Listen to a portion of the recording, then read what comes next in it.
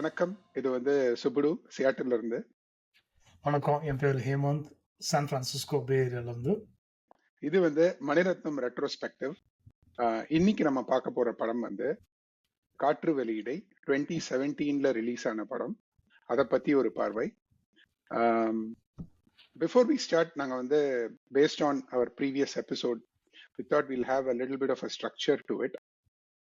So இந்த படத்தை பத்தி நம்ம பேசுறதுக்கு முன்னாடி இந்த படத்தை பத்தி ஒரு குட்டி படமே பார்க்காதவங்களுக்கு என்னன்னு தெரியணும் இல்லையா? ஸோ அதுக்காக ஒரு குட்டி செட்டப். அதுக்கப்புறமா will talk a little bit more deeper அப்படின்னு நாங்க நினைச்சோம். ஸோ இது மணிரத்னமோட 23rd ஃபிலிம். மணிரத்னமும் ஏஆர் ரஹ்மானும் சேர்ந்து பண்ண 14th ஃபிலிம். ஸோ இந்த படம் வெளிவந்த பின்னணி ஓகே கண்மணி ரிலீசஸ் இன் 2015. அதுக்கப்புறம் மணிரத்னம் அந்த பெரிய ஹிட் ஓகே கண்மணி, அந்த பஸ்க்கு அப்புறமா Maniratnam was dying with the idea of doing a multi star. நிறைய தடவை நம்ம கேள்விப்பட்டிருந்தோம். அப்போ கார்த்தி, துல்கர் சல்மான், கீர்த்தி சுரேஷ் அவங்களெல்லாம் வச்சு பண்ணலாம் அப்படின்னு சொல்லிட்டு. ஃபார் வாட் எவர் ரீசன் அந்த படம் காட் ட்ராப்ட். அதுக்கப்புறமா தே I think around that time there was a news that faith Johnson அப்படின்ற எழுதின 4 Miles to Freedom அப்படின்ற ஒரு புக்கோட கதையை they got the rights for. அது என்னன்னா, it draws inspiration from real life incidences of Dilip பருல்கர் அப்படின்றவர் he escaped from Pakistan jail in 1971. அந்த கதையை they got rights அப்படின்னு there were some rumors. Karthi was definitely roped in. அந்த சமயத்துல Sai Pallavi was supposed to act in this film, and then Maniratnam probably ended up swapping her to Aditi Rao Hydari because he wanted to look to have someone look like a doctor, slightly more older and mari. So இப்படியெல்லாம் ஆகி April 14th or April 7th 2017ல வெளியான படம். April 2017 or 2017 as a year நீங்க பாத்தீங்கன்னா நிறைய ரொம்ப பெரிய ஓஹோன்னு ஓடின படம் அப்படின்னு சொல்றதுன்னு பாத்தீங்கன்னா பாகுபலி தான். அதுக்கப்புறமா we had Vikram Vedha, Mersal, Vivegam, usual masala movies of the year. So அந்த வருஷத்துல ரொம்ப பெரிய ஒரு பயங்கர மேசிவ் ஹிட் அக்ராஸ் இந்தியான்னு பாத்தீங்கன்னா பாகுபலி 2, அது கன்க்ளூஷன் ஒரு எபிசோட். ஸோ இந்த சமயத்துல வெளியான படம் தான் காற்று வெளியீடை. இத பத்தி முதல்ல ஒரு குட்டி let's do a short review of ஒரு குட்டி ரீட் த்ரூ. நான் ஒரு குட்டி ஷார்ட்ஸ் ஆஃப் த ஃபிலிம் மாதிரி எழுதி வச்சிருக்கேன், தமிழ்லயும் இங்கிலீஷ்லயும். 1 by 1 படிச்சிடுறேன். அதுக்கப்புறம் நானும் ஹேமந்தும் பேச போறோம். So just like Ernest Hemingway's love and war, in the breathtaking valleys of Kashmir, Kaatru Veliyidai unfolds the turbulent romance between the fighter pilot Varun Chakrabani, known as VC, and Dr. Leela Abraham. Their story navigates contrasting landscapes of war and love as VC's arrogance and Leela's resilience clash and intertwine. Amidst the backdrop of Kargil War, their relationship is tested by VC's imprisonment in Pakistan, where he reminisces about the passionate and tumultuous love with Leela. As Leela grapples with her feelings back home, VC plots a daring escape, leaving us wondering, will their love transcend the barriers of pride and war? மற்றதை வெள்ளித்திரையில் காண்க. So படம் பார்க்காதவங்களுக்கும் ஒரு இதுவா இருக்கணும்னு தமிழ்லயும் நான் எழுதினது எங்கேயுமே வரல. தமிழ்ல எழுதி அப்புறம் இங்கிலீஷ்ல டிரான்ஸ்லேட் பண்ணேன். ஸோ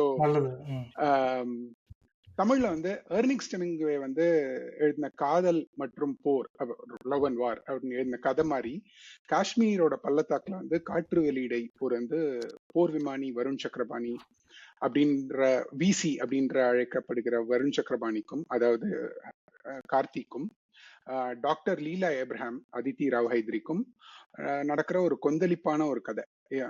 இவங்களோட காதலும் ஒரு காதல் மற்றும் போர் மாதிரி தான்.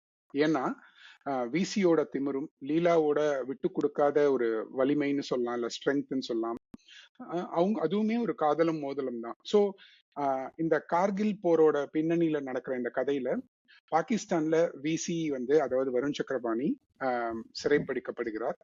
அவங்களோட உறவு சோதிக்கப்படுகிறது.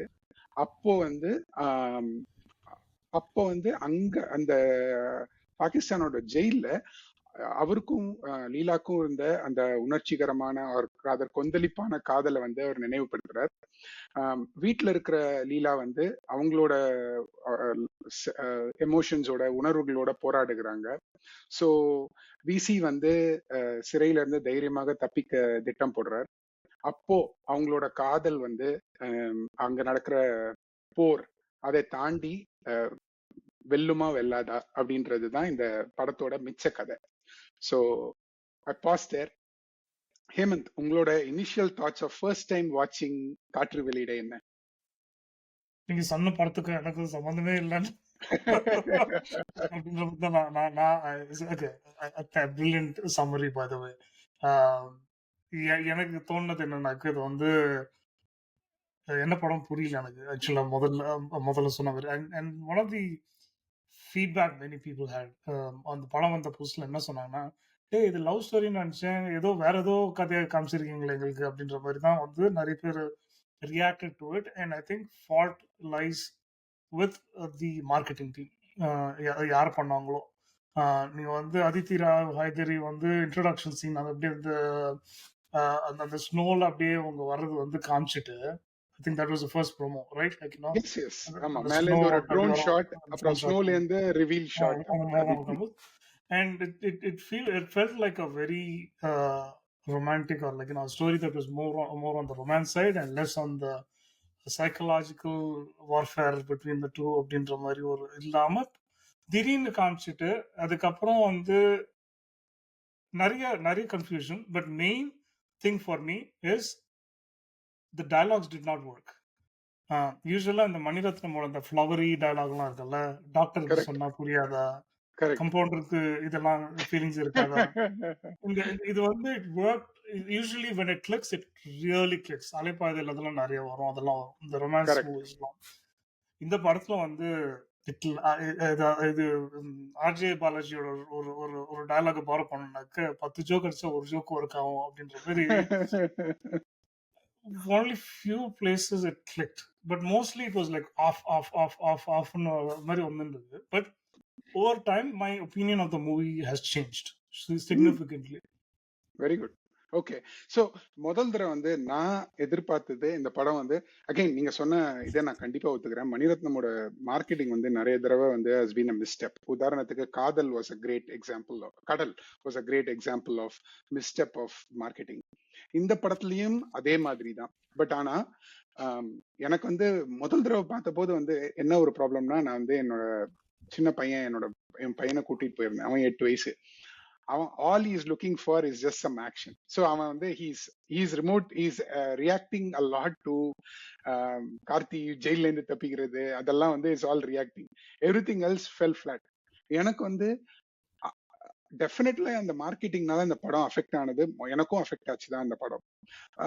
But I was able to understand. But இது வந்து ஒரு அப்யூசிவ் ரிலேஷன்ஷிப்னு புரியறதுக்கே எனக்கு ரொம்ப டைம் ஆச்சு அந்த படத்துல. But after like reading any good literature, maybe more than once, on second and subsequent watches, even recently for this, I fell in love with this film in a different way than how I reacted to the first time. So Yeah. go for it. இல்ல இப்போ வந்து இப்போ நீங்க story and screen play எடுத்துட்டீங்கன்னா, இது வந்து ஒரு complex non linear narrative. Okay, Maniratnam has done this before. இப்போ நீங்க ரோஜா பாம்பே எல்லாம் எடுத்தீங்கன்னா ஸ்ட்ரெயிட் கதை, நேரா it just follows in straight road. But இந்த நரேட்டிவ் ஸ்ட்ரக்சர் வந்து ஒரு விதத்துல அலைப்பாயுதேவை ஞாபகப்படுத்துற மாதிரி ஒரு ஃபிராக்மெண்டட்.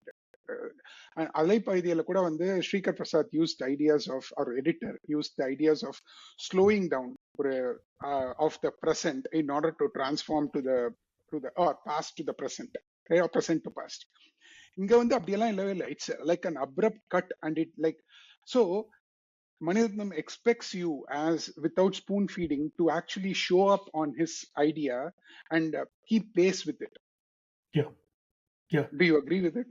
I very very much agree with that, but unfortunately, unlike Alaipade or unlike most of his movies, what happened was there was two layers to it. One, அந்த ஸ்டோரின்ற ஒரு அந்த superficial அந்த ஃபெசாட் வந்து ஒரு மேலோட்டமா ஒரு கதைன்னு ஒன்று பார்க்கும்போது ஓகே ஃபைன், ஒன்றும் பிரச்சனையே கிடையாது. ஆனா லைக் அன் ஐஸ்பர்க், அந்த கதைன்றது வந்து was just a tip. Okay, அது கீழே அந்த அந்த அந்த undercurrent and the way they built the character, the complexity of those characters was the huge ice beneath the water. அதுக்கான க்ளூ கொடுக்காம நீங்க அதை வச்சு கதையை வச்சு ஃபாலோ பண்ணுங்கன்னு சொன்னது I think was probably the biggest accomplishment of screenwriting or a very bad way of presenting a story. I think that is where it didn't click with an average movie. So இதுல ஏன் தப்பா போச்சுன்றத நம்ம முதல்ல பேசுறதுல தப்பு இல்லை. I'll tell you why. எனக்கு வந்து ரீவாச்சர்ஸ்ல எனக்கு என்ன புரிஞ்சுதுன்னா ரெண்டு ப்ராப்ளம். ஒன்னு வந்து ஐ திங்க் ரொம்ப முக்கியமா எனக்கு புரிஞ்சது வந்து மணிரத்னமோட எல்லா படத்துலயும் இந்த கொஸ்டின் ஆஃப் நீங்க நல்லவரா கெட்டவரா இந்த கிரே ஷேட்ஸ் இருக்கும். இதுல வந்து almost VC has a greyest shade possible, right? To an extent இதுல எங்க ஒயிட் ஷேட் இருக்குன்னே தெரியாத அளவுக்கு அதான். So where I'm going with it is nothing wrong. இது வந்து it's a right way to call about or abusive relationship or toxic masculinity, however we call it, right?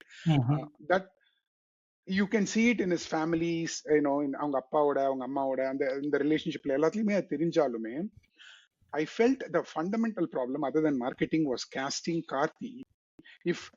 Imagine just this, if Kaatru Veliyidai had a new protagonist instead of Karthi, then you don't have this liking towards this person and you would have probably enjoyed VC's characterization. இதுல வந்து கார்த்தியை வந்து ஒரு likeable clean shaven போர் விமானம் ஓட்டுறவர், all that, right? It was so jarring. எனக்கு அதனாலதான் ஒரு வேலை பிடிக்கலையோ அப்படின்னு எனக்கு தோணுச்சு. நிறைய it tend settle with everybody அப்படின்னு நான் தோணுச்சு. I will also say one thing and I let you continue. இந்த படம் வந்து I think it's a more personal film and a more introspective film than a plot driven. இது வந்து கேரக்டரோட internal ஸ்ட்ரகிளையும் ஒரு it's very reminiscent of Dil Se. ஏன்னா தில்சேல ஒரு பெரிய லேண்ட்ஸ்கேப் பின்னாடி இங்கேயுமே வந்து Maniratnam wants to place his stories, even though it's a pure love story, just takes the canvas of Kargil and he places this beautiful love story in the middle of it. அதுல வந்து he took the northeastern terrorism issue and then he placed a beautiful character driven ஒரு tough love, can't love you, can't hate you kind of a story there. அதே மாதிரி தான் இதுலயும் இருந்தது அப்படின்னு நான் நினைக்கிறேன். தில்சே வந்து பக்கத்துல கூட வராது. Okay, Dil Se had the milieu, நீங்க சொல்ற அந்த பேக்ரவுண்ட் வந்து பின்னி ஒரு பிணைஞ்ச ஒரு element. It was like a tightly knit fabric. Okay, இங்க வந்து I was disappointed that Kargil was used merely as ஒரு சைட் இன்கிரீடியண்டா ஒரு எம்பலிஷ்மெண்டா தான் யூஸ் பண்ணிருக்காங்கன்றது வந்து எனக்கு ஒரு கோவமே ஆக்சுவலா. Because we lived through Kargil War and because you mentioned action, I'm going to take actually I want to start on a positive. There's several positives. It's a long episode, man. We'll get to all of this. Hopefully. I should leave some positive. The cinematography has captured everything. Be it Kashmir and Kashmir or Kashmir and Repairla, Ooty, Dehradun Repairla, or Ladakh is Ladakh. Okay. Every other place. This was like a height of capturing visual aesthetics as far as Mani Ratnam standardly. This was one of the best in Solvanan. And the songs are Rahman had outdone himself with Kaatru Veliyidai. Unfortunately, படம் வந்து hit ஆகாதால பாட்டு அந்த அளவுக்கு exposure கிடைக்கலையோன்னு எனக்கு ஒரு doubt. Sure. Going back to what you said, Kargil. Let's take the the start of the movie. A very poetic beginning to the movie where they establish the Kargil War. அதாவது the warன்றது வந்து அவங்க establish பண்றது வந்து every element that they show is the best way to capture what happened during Kargil in all the worst possible sequences you can ever have.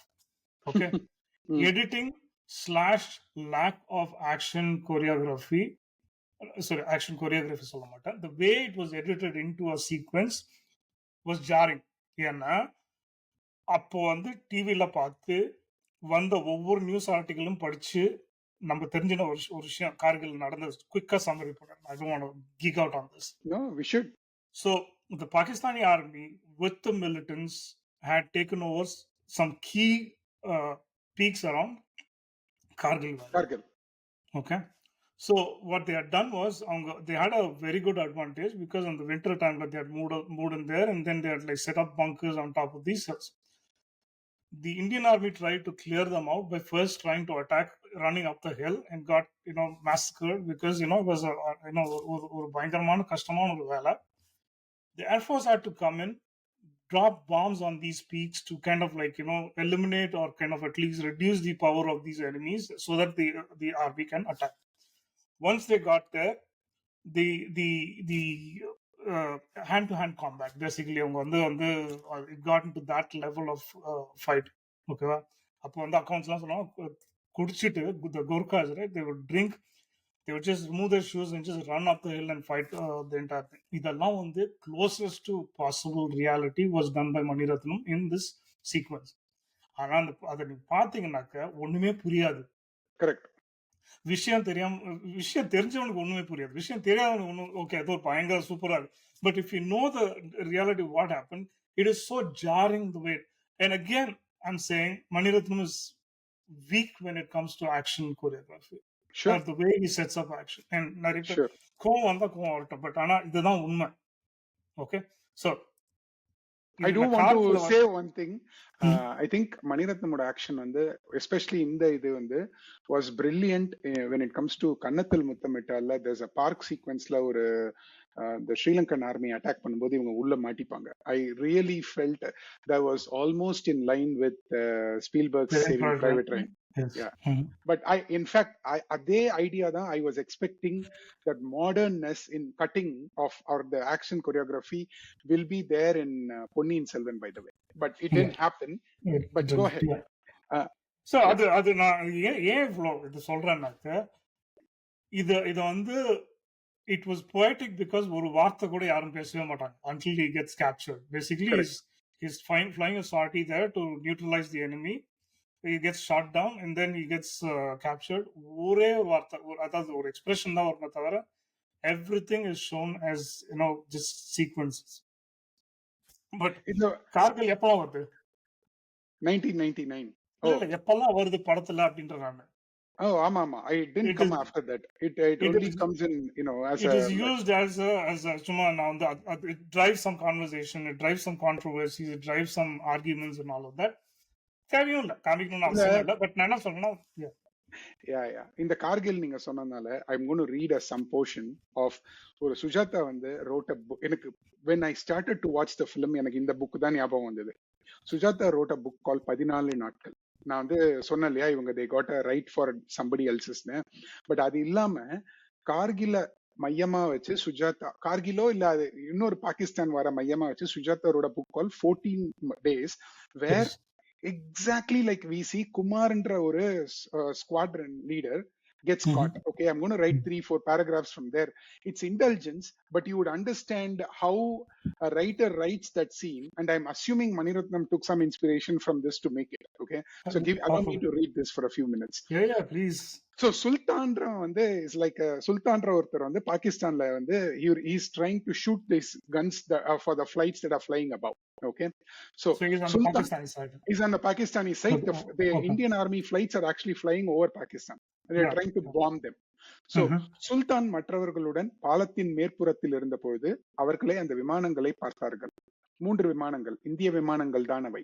அந்த இடத்துக்கு மிக அருகில் தாழ்வாக வந்து அவை உயரும் பொழுது உடனே அந்த பாலத்தின் ஆன்டி ஏர்கிராப்ட் பீரங்கிகள் கோஷ்டியாக பரபரப்புடன் வெடித்து வானமெங்கும் பளிச்சுடுவதும், அந்த விமானங்களில் ஒன்றின் மேல், முதல் விமானத்தின் மேல் அந்த பீரங்கிகள் ஷெல்கள் நிச்சயப்படுவதும், அந்த விமானம் நிலை இழப்பதும் தெரிந்தது. சுல்தான் மிகவும் ஆர்வத்துடன் மேலே பார்த்தான். குமாரின் விமானத்தில் கீழ்ப்பாகத்தில் அந்த ஷெல் வெடித்தது. வெடித்ததின் விளைவாக உடனே அவன் விமானத்தின் மின்சார அமைப்புகள் முழுவதும் தவறின. அவன் இன்ஜினில் உஷ்ணம் மிக அதிகமாகி அதை காட்டும் முள் ஒன்று ஒரு சுற்று சுற்றியது. அவன் முன்பிருந்த பேனலில் சிவப்பு விளக்குகள் பல எரிய ஆரம்பித்தன. விமானத்தின் இடது பாகத்தின் எய்லிரான் கிழிக்கப்பட்டது. ஹைட்ராலிக்ஸும் பழுது ஏற்பட்டது. குமார் அதிகம் அவசரப்படவில்லை. அவன் உள்ளுணர்வும் பயிற்சியும் சொன்ன ஆணைகளை பரிசோதனைகளை செய்து பார்த்தான். விமானம் அதிவேகமாக மேலே ஏறிக்கொண்டிருந்த பொழுது ஏற்பட்ட அடி அது. அதன் உடன் விளைவாக அவன் மேலேறிக் கொண்டிருந்த கதி குறைய ஆரம்பித்தது. ரடரை வைத்து திருப்பி பார்த்தான். விமானம் திரும்பவில்லை. பிட்ச் கண்ட்ரோலை பின்தள்ளிக் கொண்டான். இருக்கிற வேகத்தை வைத்து சமாளிக்க பார்த்தான். ஆனால் உடனே எந்த நிமிஷமும் ஸ்டால் ஆகி விடுவோம் என்ற அச்சம் ஏற்பட்டது. அப்படி ஆகிவிட்டால் விமானம் சுழன்று விழுந்துவிடும். அவனுக்கு தப்பிக்க சமயம் இருக்காது. இப்பொழுது உடனே குதிக்க வேண்டும். அதற்கான எஜெக்ஷன் நிகழும் பொழுது அது சற்று பின்வாங்கிய கோணத்தில் நிகழும். அதற்காக விமானம் சீராக நேராக இருப்பது நல்லது. குமார் சற்று சரித்து பார்த்தான். சரிந்தது. தன் உயரம் எவ்வளவு இருக்கும்? ஏராளம். பாராசூட் விரிந்துவிடும். குதிக்கலாம். குமார் தன் தலைக்கு மேல் இருந்த எஜெக்ஷனுக்கான லீவரை பிடித்து விட்டான்.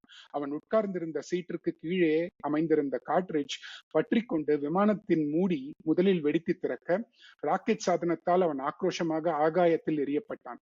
குட் பை என் நண்பே என்று கடைசியாக விமானத்திடம் சொல்லிக் கொண்டான். குமார் முதலில் ஒரு பந்தாகத்தான் எரியப்பட்டான். ஒரு பின்னோக்கிய அரை வட்டத்தில் அவன் சுருண்டு மேல் செல்ல, அவன் மூளையில் பிரவகித்த அதிக ரத்தத்தில் அவன் கண்களை மூடிக்கொண்டு இறுக மூச்சு பிடித்தான். உச்சியிலிருந்து மிக வேகமாக விழ ஆரம்பித்தான். இப்பொழுது அவன் பாராசூட் திறந்து கொண்டது. அதன் வார்கள் அவன் உடலில் சுருக்கிடப்பட அவன் உடல் ஒரு தடவை பிரேக் போட்டது போல் துடித்தது. பிறகு குமார் மிதந்து இறங்கினான். சுல்தான் மகமத் குமார் இறங்குவதை பார்த்து கொண்டிருந்தான். அவன் அனுமானித்தபடி அந்த விமானி அந்த இடத்திலிருந்து 2 அல்லது 3 மைல்களுக்குள் பாலத்திற்கு அந்த பக்கம் சிக்கலான சோலை பிரதேசத்தில் இறங்குவான். சுல்தான் உடனே செயல்பட்டான். தன் ஆட்கள் 30 பேரை அழைத்துக் கொண்டான். ஒரு ட்ரக்கில் அடைத்துக் கொண்டான். குவிக், அவன் இறங்குவதற்குள் அவனை சூழ்ந்து விடலாம். அந்த ட்ரக் சீறி பாலத்தை கடந்து சுல்தான் அதன் டிரைவர் அருகில் உட்கார்ந்து கொண்டு குமார் இறங்குவதையே பார்த்து கொண்டிருந்தான். அவன் மிக வேகமாகத்தான் இறங்குகிறான். குமார் தான் இறங்க போகும் பிரதேசத்தை சற்று நோட்டமிட்டான். மரங்கள் அடர்ந்த பிரதேசம். மரத்தில் பாராசூட் மாட்டிக்கொண்டால் தொங்க வேண்டும். காற்று கிழக்கு மேற்காக அடிக்க பாராசூட் இன்னும் தள்ளி அவனை கொண்டு சென்றது. அவன் விமானம் என்ன ஆயிற்று? மற்றவர்கள் என்ன ஆனார்கள்? மரங்களின் அடர்த்தியில் நடுவில் சமபூமி தெரிந்தது. எப்படியாவது அதில் இறங்கிவிட வேண்டும். அசைத்து பார்த்தான். சுல்தான் மகமத் நினைத்துக் கொண்டான். ஒரு இந்தியன், நான் காத்திருந்த இந்தியன். சோ இவ்வளோ டிஸ்கிரிப்டிவா எழுதினத சுருக்கி ஒரு 5 செகண்ட்ல Maniratnam presents it on the screen. இதுதான் இன்ஸ்பிரேஷனான்னு தெரியல, but it matches exactly to what it is அப்படின்னு நான் நினைச்சேன். எனிவே இல்லவே இல்ல, சான்ஸே இல்ல பாஸ். நான் நினைச்சேன் இத வந்து இதுல ஒரு மணிரத்னத்துக்கு வந்து யாரும் டைரக்ஷன் சொல்லி கொடுக்க முடியாது. நான் பேச கூட அருகதை கிடையாது. But I think did someone else direct this whole sequence into எனக்கு ஒரு டவுட் வருது. possible. I think நீங்க சொன்ன இந்த ஒரு happens in like a fraction of okay, maybe in a few minutes.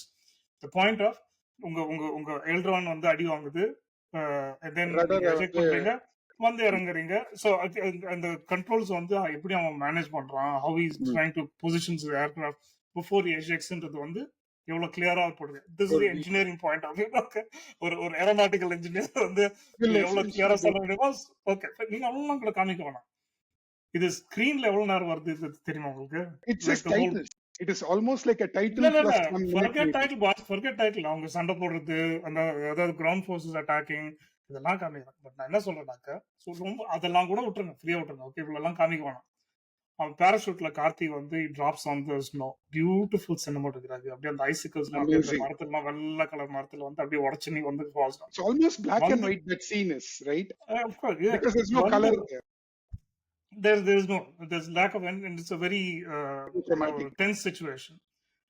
வந்து கீழே விழுந்து 4 செகண்ட் கூட இருக்காது. எல்லா கன்னும் வந்து அப்படியே 4, 5 கன்னும் வந்து மூஞ்சி சுத்தி இது வந்து By the இது way, வந்து cinema. do you understand that this is reverse yes, Roja? Roja Wasim Khan Roja கைது அதோட இங்க reverse. வந்து இருக்கு. I get it. Okay, but இது மணிரத்னம் கிடையாது. நான் Correct, இது correct. மணிரத்னம் கிட்ட No, no, I எதிர்பார்க்கல. agree நான் என்ன with you. எதிர்பார்க்கணும், see where you land. இது வந்து நான் டெக்னிக்கலா பேசல. நீங்க விழுந்த இடத்துல இருந்து எவனும் பக்கத்துல இருக்கவே மாட்டான். ஓகேவா? நீங்க டிபிக்கல் ஆர்மில அவன் எங்கன்னா ஒரு 4, 5 மைல் இருப்பான். அங்க இருந்து வருவான், Even வந்துதான் இந்த பிடிப்பான். கதையிலேயே கூட they are only coming. They don't know where he is going to fall, right? Flight பறக்கிற தூரத்துல even if Yeah, you attack, it takes at least 5, 10 minutes even if you have a jeep. By foot correct, போறீங்க. correct. என்ன காமிச்சிருக்கலாம்னாக்க, okay அவன் வந்து parachute எல்லாம் மடிச்சிட்டு ஓடுறான், இல்ல எங்கன்னா லைக் அப்ப நீங்க அவனை பிடிக்கிறீங்கன்றது வேற விஷயம். வந்து இறங்கி விழுந்த உடனே வந்து வாசன் கார் மாதிரி சுத்தி ரோஜால it made No, sense. no, Okay, Rojala, they went by foot. He is by foot, so they caught him. But yeah, sure, it was but jarring. minor things here and there, but I would like இல்ல to but nitpick அதுதானே on that. C இல்ல அது I think அது settle ஆகாததுனால தான் எல்லாருக்கும் எல்லா கொஸ்டினும் இருக்கு. அதாவது வந்து இது கார்கில் படமா இல்ல வந்து இது ஒரு லவ் ஸ்டோரியா? பட் நீங்க நிஜமாவே if you deeply think about it, இது வந்து very introspective, poetic. He is using landscape to mirror the characters' Yeah. emotional states. It is a very emotional and நீங்க சொல்ற மாதிரி psychological film in the backdrop of this big அதுக்கு vast வரும். canvas. The biggest discussion here is going to be not about these nitpicks or anything. I think the psychological aspects of the movie are like the tremendous promise that நீங்க ரெண்டாவது வாட்டி பார்க்கும்போது ஏன் பேசலாம். பார்க்கணும்ன்றது நம்ம பேசுவோம்.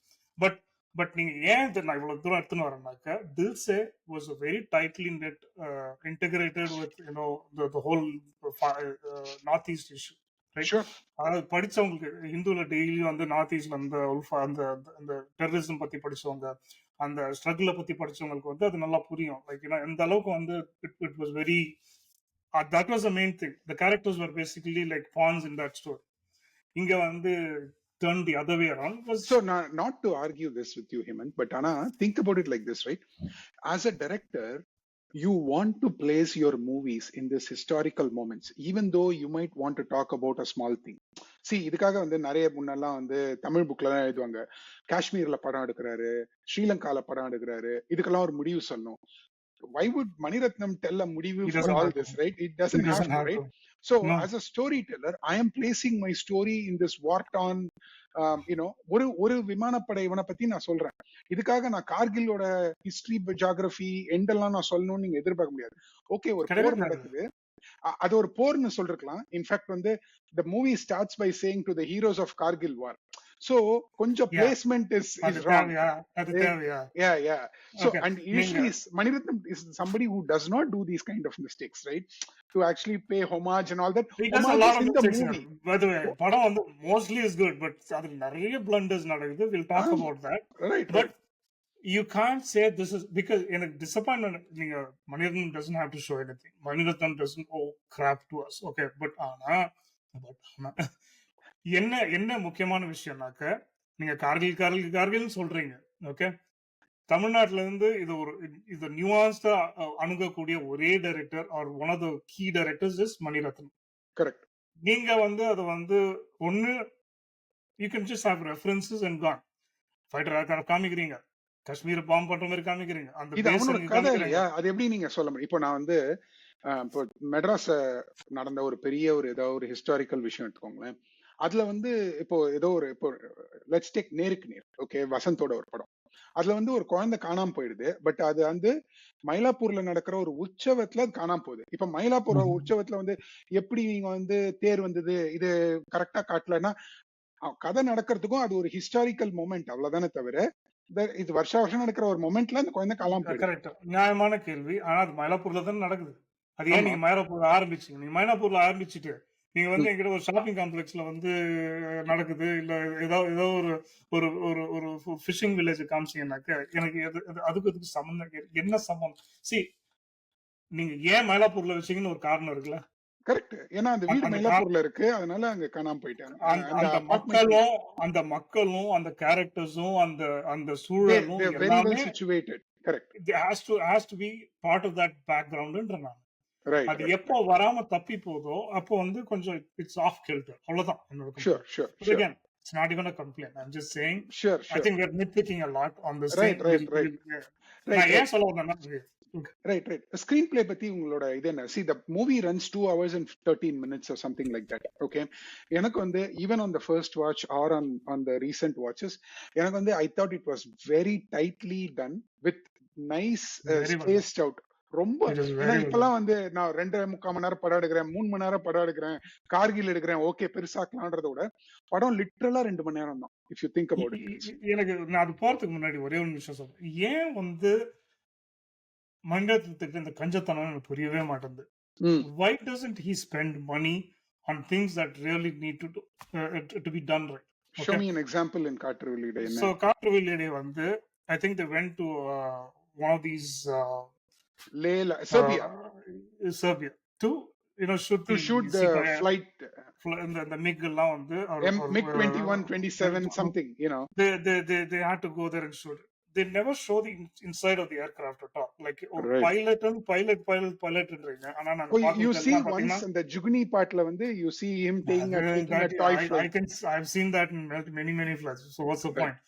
நீங்க காமிச்ச அந்த ejection சொன்னீங்க இல்லையா? Like why doesn't he அந்த whole thing வந்து Sujata obviously probably Mani Ratnam have exchanged words about like what really happens inside the deck. Right. Or inside the cockpit. Right. நீங்க அது காமிக்கவே இல்லை. ஓகேவா? ஏன்னாக்க அதுக்கு you have to get special permission, you have to like shoot within there. எனக்கு நீ அதே ஏன் மணிரத்னம் பண்ணும் தேவையே இல்லை. பட் ஆனா Mani Ratnam is the only person who I feel could have done justice. ஆனா பண்ணாம விட்டது ஒரு இது. So let's go to the screenplay. Okay. ஸ்கிரீன் பிளேக்கு போறதுக்கு முன்னாடி ஒரு முக்கியமான விஷயம் சொல்லணும். That is the story of how RJ Balaji came into கண்டிப்பா சொல்லியே ஆகணும். எனக்கு ஒரு பர்சனல் அனெக்டோட் இருக்கு. சோ நீங்க சொல்லுங்க. ஏன்னா இதுக்கு முன்னாடி வந்து கடல்னு ஒரு காவியம் எடுத்தாரு மணிரத்னம். அதையும் பத்தி பேசுவோம் நம்ம.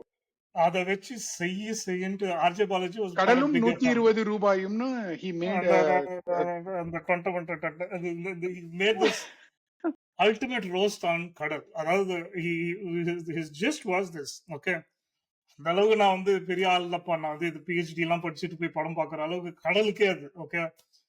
இந்த படத்துல PhD இல்ல, நீங்க வந்து டாக்டரேட்டே வாங்கியிருந்தா தான் இந்த படம் உங்களுக்கு புரியும். And it's not a bad it's not a slight on the movie, but it's என்ன சொல்ல வரேன்னாக்க such a layered film. Okay. இத மாதிரி ஒரு கேரக்டர் வந்து நீங்க வந்து தேடி கண்டுபிடிச்சாலும் கிடைக்காது உங்களுக்கு. அதாவது இந்த கார்த்தியோட character which is basically a narcissist, அத வந்து சும்மா ஒரு நார்சிசிஸ்ட்னு சொல்லிக்கிறதுக்காக ஒரு லேபிள் போட்டு போகாம he basically went and did his homework and wrote the character so well, which is exactly the problem why you don't like him. So okay, let me ask you this, right? I know you wanted to go, we are going to talk about it. Casting பத்தி நீங்க என்ன நினைக்கிறீங்க? You didn't do you think Karthi was the right one? I got distracted. Yes, I think Karthi was absolutely the right person. I think but didn't you feel that people's like இப்போ think about like Rajinikanth playing Varun Chakrabarti, it wouldn't have landed at all. So like I'm just giving you a very extreme example. அது நடக்காது. But Karthi was a very likable character, right? இப்போ கார்த்தி எடுத்துட்டு போயிட்டு மார்க்கெட்டிங்ல he looks like a chocolate boy hero, but inherently he is in an abusive. அதனால அவன் கெட்டவன் கிடையாது. Okay. என்ன அதோட பாயிண்ட்னா அவனோட ஆர்க் தான் அந்த படமே. ஓகே. வருண் சக்கரபாணி எப்படி அபியூசிவா இருக்கான், R because of his we see a short story of his family and all that.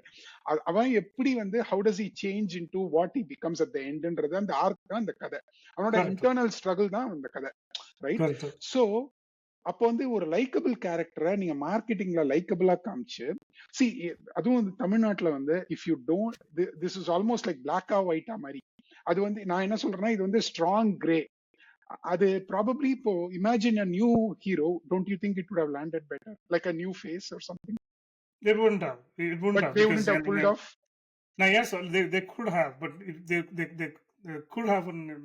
Okay, they may not have. நீங்க சொன்ன மாதிரி முதல்ல இது நல்லவரா கெட்டவரா, நீங்க கெட்டவரா ரொம்ப கெட்டவரான்றது தான் வந்து question. Correct. And you have to. So what Mani Ratnam does is he puts you in the place of Aditi Rao Haidari, because she's the most approachable character or associatable character, right? நம்ம வந்து you as part of you, just like you have to go through her journey in terms of this abusive relationship, right? correct. So இத pull off பண்றதுக்கு எப்படின்னாக்க, you can't, like, if you show someone who's a narcissist, selfish person, you'll turn off immediately. You'll become the villain right away. Right. But the whole point of narcissism is mirroring. வரும் அது. You have to project a very positive image on the surface, someone that you can't run away from. But when they are negative, you question yourself. Correct. நம்ம தான் ஏதோ தப்பு பண்றோமோ அப்படின்னு ஒரு அந்த victim pointல இருந்து பார்த்தாக்க, who can pull that off? Correct. Someone who's extremely likable, someone you know comes with a baggage that he's a nice actor, he's got a good the off-screen persona and all of that. More importantly, Porthi Viran. Okay, he pulled it off there. Okay, so who better to have here? See, பருத்தி வீரன் வந்து ஒரு மாதிரி விருமாண்டி மாதிரி ஒரு character. Okay, ஊர்ல சல்ல பண்ணிட்டு சும்மா சுத்திட்டு இருக்கிறான். அவனை வந்து அவனோட ஜேர்னி அது. ஓகே, பட் இங்க வந்து இட்ஸ் சோ நியூயான்ஸ்ட் ஹேமந்த். இப்போ நான் I'll give you this mental exercise. If you were to make it, or if let's say Mani Ratnam were to make Kaatru Veliyidai again, do you think they would have put Karthi again in this spot? I don't know. I mean, I'm just thinking. I would have still gone with Karthi, but what I would have done is write the character more consistently. Write the character. அதாவது எனக்கு என்ன தோணுச்சுன்னா, அந்த screen play எனக்கு கேட்டதால சொல்றேன். There were 2-3 places where they committed a very, very bad mistake. Let's talk about it. Fatal flaw. So the character is basically a narcissist. நம்ம ஒரு agri பண்ணிப்போமா? கண்டிப்பா narcissist 100%. So அது எப்படி நான் சொல்றேன்னா, அது வந்து it comes up in 2-3 places. ஒன்னு வந்து ரொம்ப I wanted to say 2 things. Sorry, please hold your thought. Okay, don't forget this. நார்சிசிஸ்ட டிஃபைன் பண்றது, படத்தோட பேர் என்ன? காற்று வெளியிடை. இதுல நிறைய பேர் கிண்டல் பண்ணிட்டு இருந்தாங்க, என்னடா காற்று வெளியிடைனா ஃபார்ட் மாதிரி இருக்கு அப்படின்னு. But I am not joking. Think about it. He is an asshole. Okay, it's not even a joke that maybe Mani Ratnam did that by purpose or not. We don't have to harp on this point. Okay, but I'm not even sure. Okay, this is probably a very weird way to think about it, but the movie is on his terms. அவனோட PC பேசுற முதல் வார்த்தை என்ன? Let me read it. நான் குட்டியா, 8 அடி 8க்கு 5 அடி தனீசர ரத்தக்காயம், 24 மணி நேரம் இருட்டுல என்ன நிக்க வச்சது என்னோட ஏர்ஃபோர்ஸ் ட்ரைனிங், நம்ம நாட்டு மேல இருக்கிற பற்று, எதிரி மேல இருக்கிற கோவம், உன் மேல இருக்கிற காதல். ஓகே, தென் லேட்டர் ஆன் அவங்க அப்பா சொல்றாரு, விசிக்கு அவனை பத்தி சில விஷயங்கள் மட்டும்தான் முக்கியம் அப்படின்றாரு. சோ ஒரு தடவை வந்து ஹி மேன் ஹேண்டில்ஸ் ஹர், கைய பின்னாடி முறுக்கிட்டு, நான் சொன்னா அது will talk about that absolute that one amazing scene.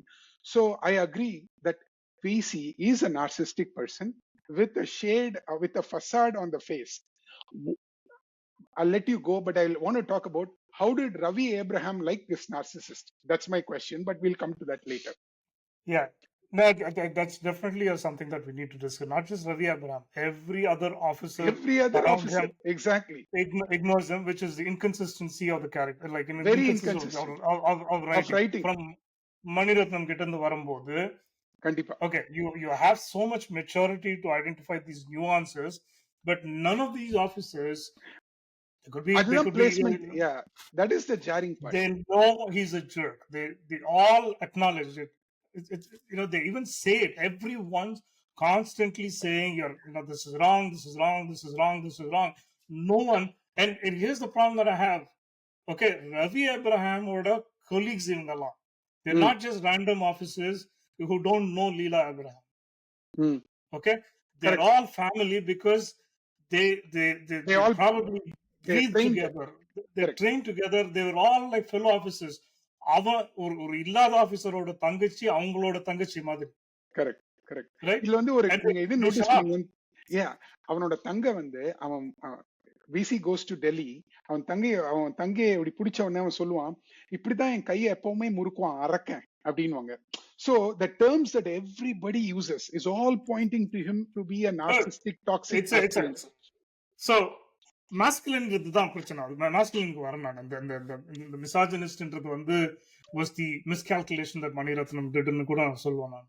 ம், ஏன்னா let's talk about narcissism. This ம், movie is excellent watch for anybody who wants to understand what narcissistic relationships are.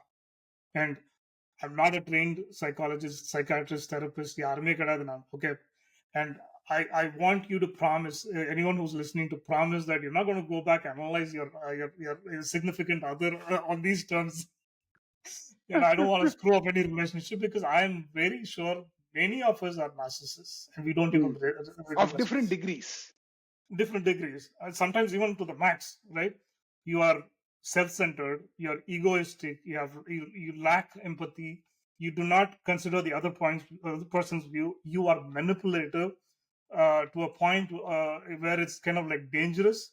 And but the எல்லா psychological issues, most of the psychological issues, they or I shouldn't say issues, conditions, what they say is like, okay, இது மாத்திரலாம், இது பண்ணிடலாம். But narcissism is a one-way street.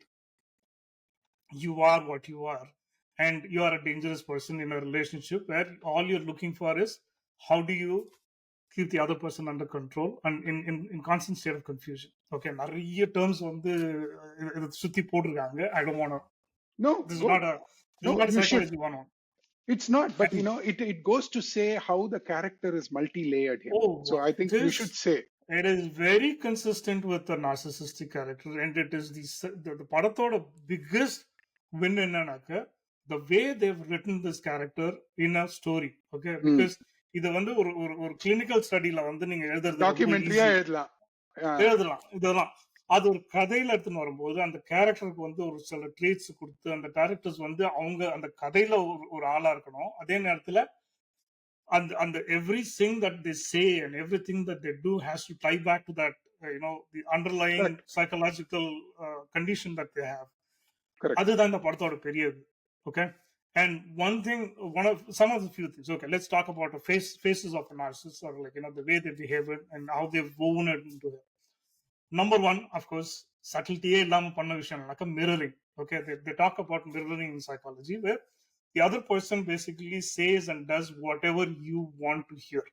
ம், Okay, ம். இது வந்து so mirroring is across all of Also a manipulative technique, right? it is a manipulative. It's exactly a manipulative technique, because அவங்க என்ன சொல்றாங்கன்னாக்க, again I've included a couple of links where Dr. Ramani ஒருத்தங்க இருக்காங்க. She does, all she talks about is just narcissists and narcissistic relationships and how to avoid those. So the mirroringல வந்து first phase வந்து love bombing and all, which is what happens here, which is you are blindly in love with the other person. You actually believe you're in love with the other person, but what you're doing is you're basically manipulating them into a relationship where at some point you will turn things against them and keep them under your control. Okay, with utter lack of empathy. அவங்களுக்கு என்ன தேவை, அவங்களுக்கு என்ன வேணும், அவங்களுக்கு எது வேண்டாம், அதை பத்திலாம் கவலையே கிடையாது. Okay, what is it in it for me? Okay, how do I turn this all about meன்றது வந்து அந்த ஃபர்ஸ்ட் ஃபேஸ்ல பாத்தீங்கன்னா the way he woos Leela is basically that love bombing thing. அது மட்டும் இல்லாம he actually, அதுக்கு நான் ஒரு 2-3 எக்ஸாம்பிள் சொல்றேன் after you say your second one. First வந்து he says, நான் உனக்கு அடுத்த வாரம் சனிக்கிழமை 5 மணிக்கு வந்து உன்னை நான் வந்து அந்த ஃபிளைட் இதுல மீட் பண்ண போறேன், நீ வா, நான் உன்னை கூட்டிட்டு போறேன் அப்படின்னு he says, இந்த பீக்கை காட்டுறேன் அப்படின்னு சொல்லிட்டு.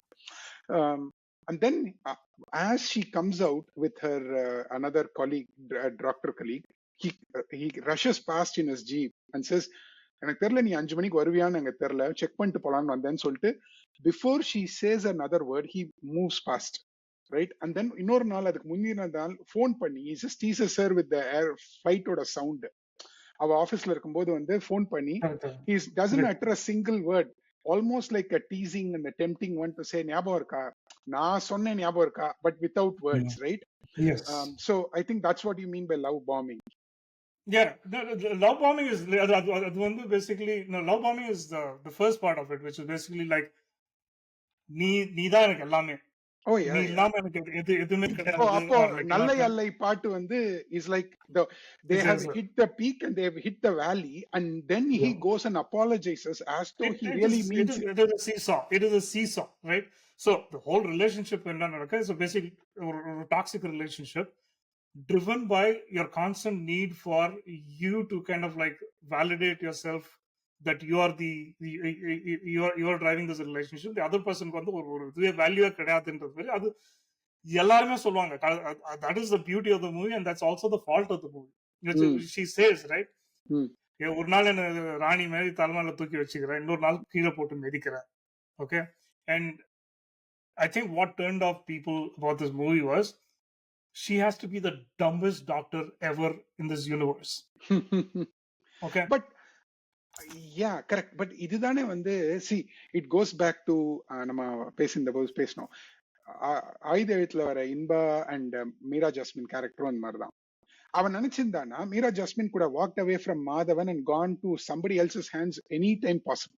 yeah, I'm fine with that. Madhavan also says it when he's sitting in the jeep. இந்த பொம்பளைய உடவும் முல்ல இதுவும் பண்ண முல்ல. Look, they are attracted but they can't leave each other.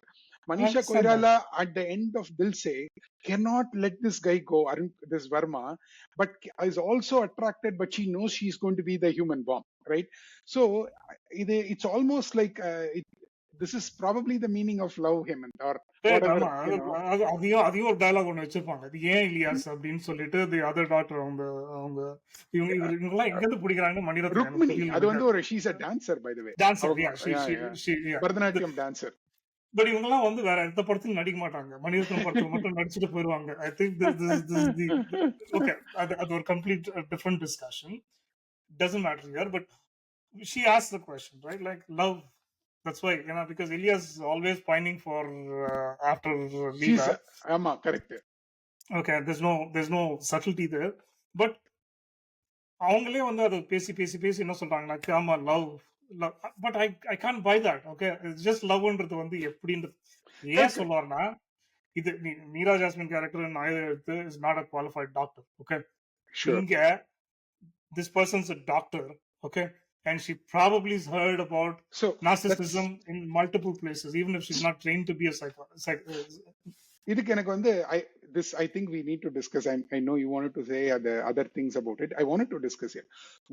Why is Leela's character so undefined or not so defined? See, எனக்கு என்ன புரியலனா, இந்த ஃளைட்ல இந்த ஜுக்னி பாட்டு வருதுல்ல, இந்த ஃளைட்ல வந்து so many things happen. She says, எனக்கு முன்னாடியே தெரியும் நீ என்ன கூட்டு போவ. எப்படி தெரியும்? ரவி ஆப்ரஹாம் சொல்றான், நீ ரவி ஆப்ரஹாமோட தங்கச்சியா? இன்னொரு தடவை சிரி, ஆமா நீ சிரிக்கிறது அவன மாதிரி தான் இருக்கு. Then he agrees with her. So is she actually being voyeuristic about him, that she is chasing him down? Because Ravi looks like he has told her things about his friend right from the time she is studying 12th standard. அவன் போக வேண்டிய flight, விசி போக வேண்டிய ஃபிளைட்ல ரவி போய் he passes away, and then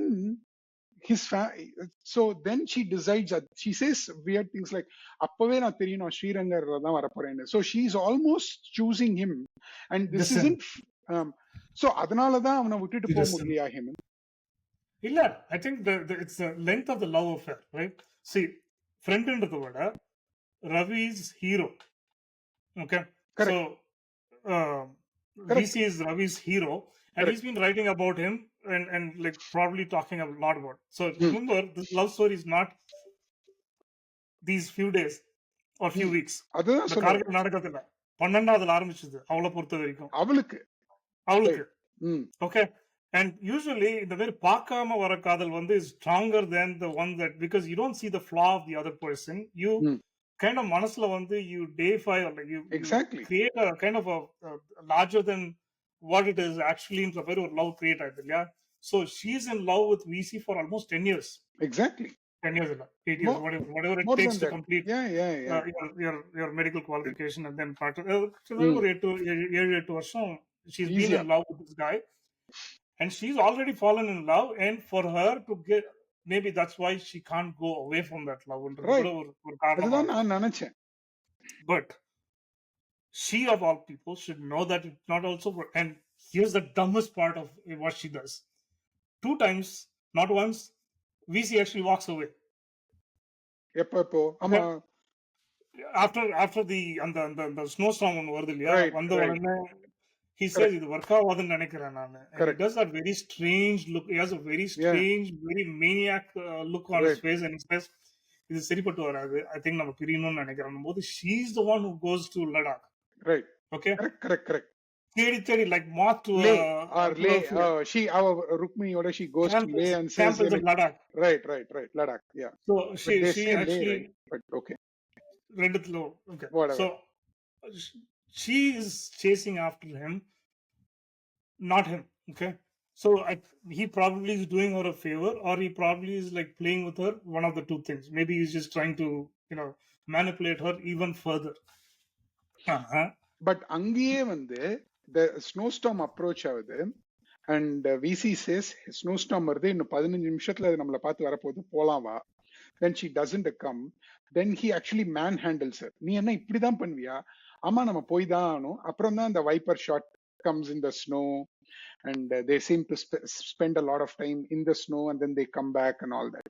So yeah, அதுக்கப்புறம் he tries to move away from her actually. Right கண்டிப்பா இல்ல அதோட more than that நீங்க டம்மஸ்ட்னு சொன்னதுக்கு நான் இன்னொரு I will give you a very interesting point. He actually embarrasses her twice in front of his own friends. நான் ஒரு தடவை எழுதி வச்சிருந்தேன், ஒரு தடவை வந்து அந்த இன்டர்வல்க்கு அப்புறம் வந்து ப்ளீஸ் பி குவயட் அப்படின்னுவான். ஏன், பிகாஸ் ஐ சே சோ, உனக்கு என்ன தெரியும் இந்த இதை பத்தி அப்படின்னு. ஸோ அப்போ வந்து right at the time he says ஆம்பளை வேற பொம்பளை வேற, பொம்பளைனா அழகா இருக்கணும். I have a problem right there. Okay, is this a movie about narcissism, about somebody manipulating, or is this a movie of misogynist? This is the blunder I was talking about. The biggest fatal flaw of the movie is we're already pissed at this woman for trying to continue. Maybe that's what the movie wanted us to feel like. சரி, okay, அவ வந்து அவளுக்கு வந்து காதல் வந்து எல்லாத்தையும் கண்ணை மறைக்குது, எதையுமே புரியல. Okay, here's the other part about what psychology says about mirroring. Okay, mirroring வந்து ஒரு கண்ணாடி மாதிரி. இந்த படத்துல ஏதாவது கண்ணாடி ஏதாவது வருதா? ஏகப்பட்ட கண்ணாடி, படம் ஃபுல்லா I know புரியுது. சோ படத்துல சீன் கண்ணாடி தான். சோ மிரரிங் வந்து சைக்காலஜில என்ன சொல்றாங்கன்னா, again நான் வந்து படிச்சு இல்ல சும்மாவே மணிரத்னம் யூசஸ் கண்ணாடி a lot. இதுல நிறைய தேவைன்னா mirroring is a manipulation technique, because என்ன பண்ணுவாங்கன்னாக்க, நீங்க என்ன நினைக்கிறீங்களோ அதை சொல்லுவாங்க அவங்க, ரைட்டா? நான் எனக்கு வந்து சோ ஆபீசர் சொன்னா புரியாதா அப்படின்னா டாக்டருக்கு மனசு மாறாதா. So these are manipulations, right? Basically you're using what they like, using what they do. So அது என்ன நடக்கும்னாக்க, what psychology says is you trust a mirror. Okay, அந்த மிரர்ல வந்து பார்க்கும்போது எல்லாமே அக்யூரேட்டா காமிக்குது. ஆனா அந்த மிரர் சில சமயம் டிஸ்டார்ட் பண்ணும்போது we don't blame the mirror, we blame ourselves for that distortion and say இது இன்னைக்கு சரியில்லை, ஏதோ ஒரு பிரச்சனை, நாளைக்கு திருப்பி வந்தா அந்த கண்ணாடி முதல்ல பார்த்து எனக்கு தெரியும், அது திருப்பி காமிக்கும்ன்றதால to go back again and again and again சொல்றது. That's again, I'm not proposing mental health theories here or anything like that. I'm just saying that's theory. So adu is one of the things given to her. Let me go back to the misogynistic thing. Adu varaikum VC is not a misogynist at all. Okay, he's just a plain manipulator. Okay, அவனை வந்து நீங்க அது மாதிரி காமிக்கவே இல்லை, எங்கேயுமே காமிக்காம திடீர்னு அந்த சீனை வந்து ஹைட்டன் பண்றதுக்காக எழுதுனாங்களா, இல்ல அங்கதான் அவனோட கேரக்டர் அப்படி மாறுதுன்னு காமிச்சாங்களான்னு தெரியல. It didn't sit well at all. That's the point where the audience loses it. நீங்க அந்த misogyny and I agree with those dialogues. It's clear misogyny. It's clear misogyny. கண்டிப்பா. பட் அதையும் நீங்க நார்சிஸ்டிக் ஆங்கிள் பாருங்க. In front of his colleagues he wants to be correct. That is his what should I say, overarching problem. அதுல இருந்து மிசாஜினி வந்து சட்டிலா வருது, நான் இல்லைன்னு சொல்ல. அவன் வந்து எப்படி நான் யோசிக்கிறேன்னா, we have to go back to the Delhi short story which I cannot have enough of, right? டெல்லியில வந்து நடக்கிற அந்த குட்டி கதை, அது வந்து I felt like that whole thing is like a drama. Again, நான் எதுவும் பயந்துராதீங்க, நான் சுஜாதா கதை எதுவும் படிச்சு காட்ட போது இல்ல ஆடியன்ஸ்க்காக சொல்றேன். But I'm saying Sujata writes about these very polished, posh Delhi தமிழர்களை பத்தி நிறைய எழுதியிருக்காரு. Okay, South so Delhi. if you look at it, right, they're like this wine drinking Beshar Kale kind of, language speakers, and they have this own Tamil intonation that is almost like non-Tamil, right? And then so there's a very weird mix of culturally rooted but still not rooted, kind of a very weirdity. In the absence of NRIs during 1999, this was the best that they could get to. So அந்த கதையில நீங்க பாத்தீங்கன்னா there are so many hints put in that place where it shows அவங்க அப்பா has been abusive to his mom, right? அவங்க Very அப்பா கரெக்டா இல்லையா? very right. அப்போ விசி கோஸ் ஃபார் ஹிஸ் மாம். ஏன்னா he has seen this over and over in his family happen. That's what it's showing us, which is அவன் சொல்றான், எங்க அம்மாவை ஏதாவது பண்ணீங்கன்னா உங்களை நான் அடிப்பேன் அப்படின்னு விசி says in the hospital. ஏன்னா this abusive relationship has come down from his dad to him because he's seen it in his family. He wants to protect his challenge his dad until that point where he's insulting his mom. Correct. So he's standing up for his mom. Correct. He's standing up for his mom. If he was a misogynist, he wouldn't even see that as a problem, right? இல்ல ஆமா, அவர் ஒரு he is not a misogynist அப்படி நான் நினைக்கிறேன். அவங்க அப்பா is definitely. அவர் தான் சொல்றாரு ஓபனா. Correct. So that's the example, that's the history, that's the background to why VC is like this ன்னு கூட வெச்சுப்போம். Okay? அப்படி இருக்கிற பட்சத்துல why is he standing up for his mom? அதுதான் சொல்றேன். Because she is his mom. Again, இப்போ இப்படி யோசிச்சு பாருங்க Hemant. Let's expand the short story to be a full length movie, right? VC in his young childhood undergoes this very tough childhood of பணம் எல்லாம் இருக்குது. ஒரு தம்பி மனசு கொஞ்சம் மென்டல் இஷ்யூஸ் இருக்கிற ஒரு பையன், ஒரு தங்க, ஒரு அண்ணன், supposed to be the great guy, because he keep saying, ஏய் இவனதான் நான் பெரிய ஆள் நினைச்சேன், இவன் பண்ணிட்டு வந்திருக்கிறத பாரு அப்படின்னு. அவங்க குடும்பத்துல இருக்கிற ஒரே நல்லவன், ஆனா அவன் பண்ண வேலையை பாருன்னா கல்யாணம் ஆகிறதுக்கு முன்னாடியே அவனோட அண்ணி is already pregnant. So they show all this, right?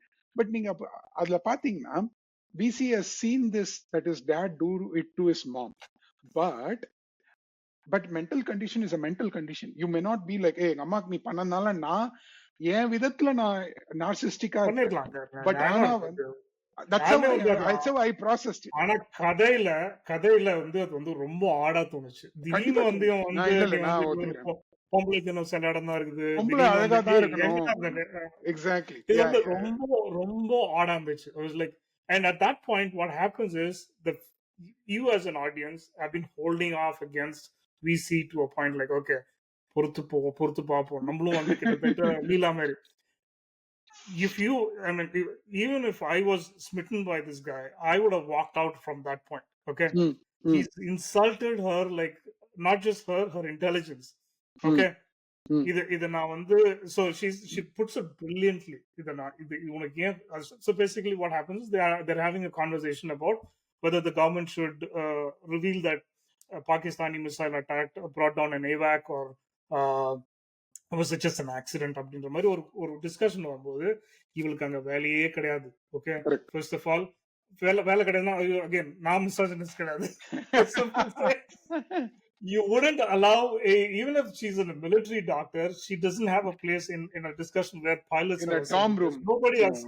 Nobody else other than her in that situation. Okay, but she expresses her opinion. She says, why can't you think about it this, which is a very, very apt thing, which is saying, okay, rental nuclear nations, okay, we don't want to escalate situation. This is what government does all the time. But VC gets, very, very upset about, what she's saying. He doesn't like someone else stealing his thunder because he's been talking and she's been like, questioning his logic. Flare out, Ara. பிரச்சனையே கிடையாது. இவ போய் என்ன பண்றா, தொப்பியை போட்டுன்னு வர. இதெல்லாம் this is the writing part.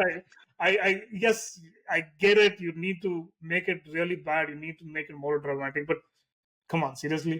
But VC undergo பண்ற அந்த அவனோட மென்டல் ஹெல்த் கண்டிஷனை அது ஒரு டாக்டர் வச்சு, இந்த பழையத்துல எல்லாம் பெரிய டாக்டர், இவளே டாக்டர் தானே, இவளே டாக்டர் இல்ல அந்த மாதிரி எக்ஸ்பிளைன் பண்ணாம correct recognize கூட பண்ணல. ஏன்னா she is completely in love him. அது என்ன சொல்றது,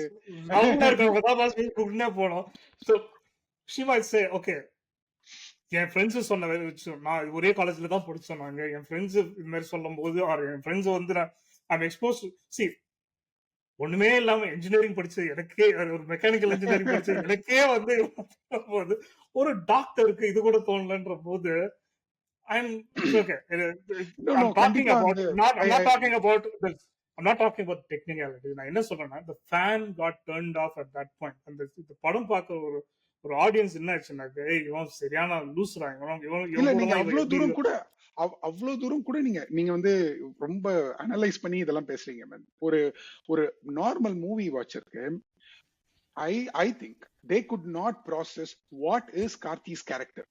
நீங்க ஏன்னா நார்சிஸ்ட்னு சொல்ல முன்னாடிலாம் நான் என்ன சொல்ல வந்தேன்னா, டாக்டர் ருத்ரனை உட்கார வச்சு கேமரால ஜூம் இன் பண்ணி, அதாவது இது வந்து ஒரு மனவியாதி, இது எப்படின்னா அப்படிலாம் காமிச்சிருப்பாங்க. அந்த மாதிரி ஏதாவது எங்க மெடிக்கல் ப்ரொஃபஷனல் பேரு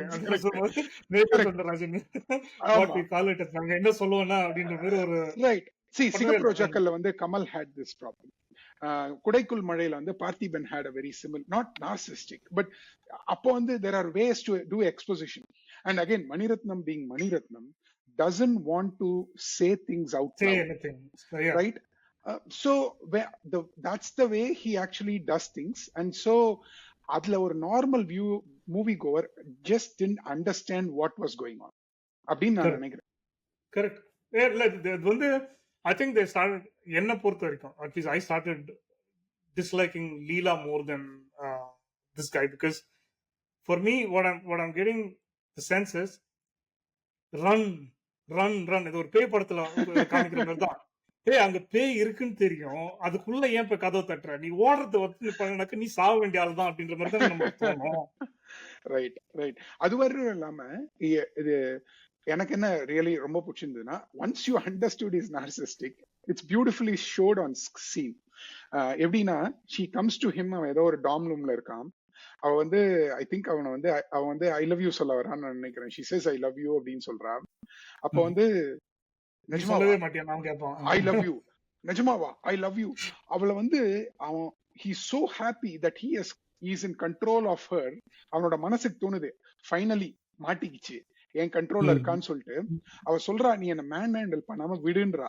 அவனை கட்டி புடிச்சிட்டு ரெண்டு பேரும் they actually fall down and you see this low angle shot of both of them just falling down and then he goes on top of her to kiss her and all that, right?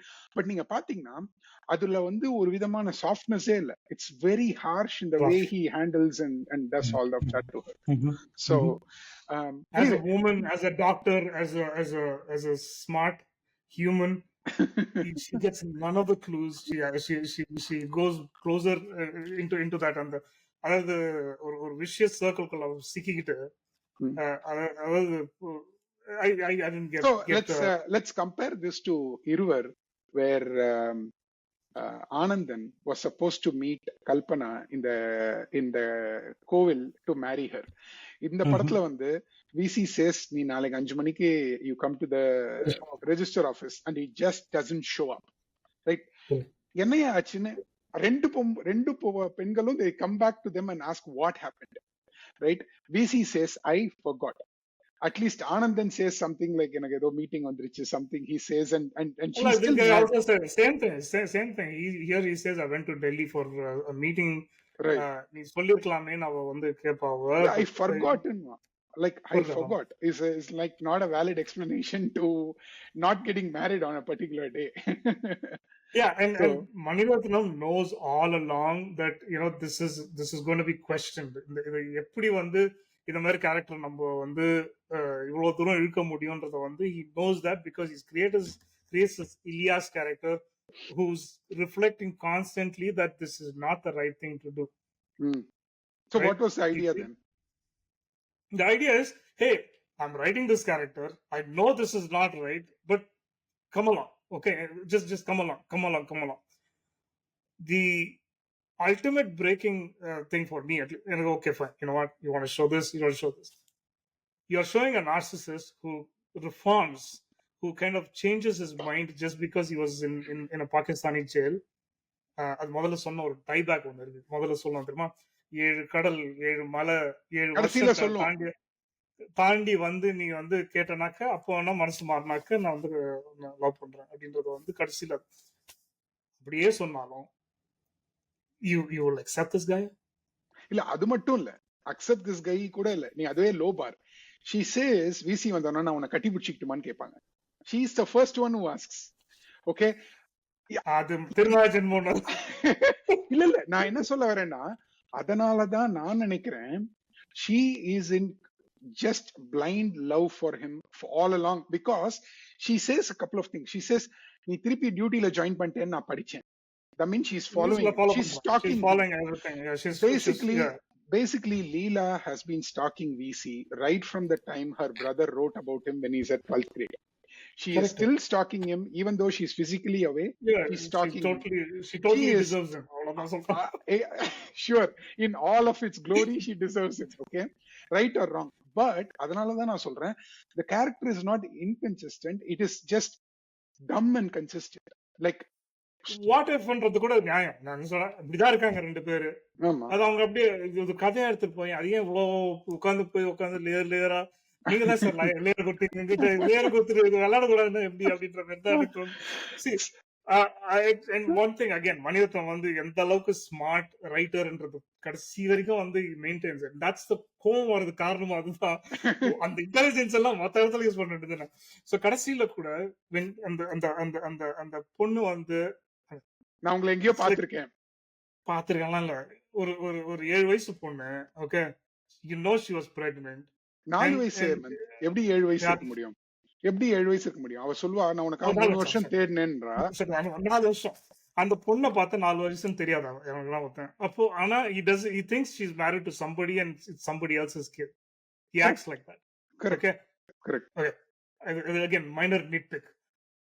The smart thing that he does is in the writing, இதுதான் வந்து விசி அப்படின்னு she introduces him. She doesn't introduce him as her dad or anything. No, it's beautiful. Okay. You're right. She introduces him as VC. The worst part again is இனிமேட்டு இவருதான்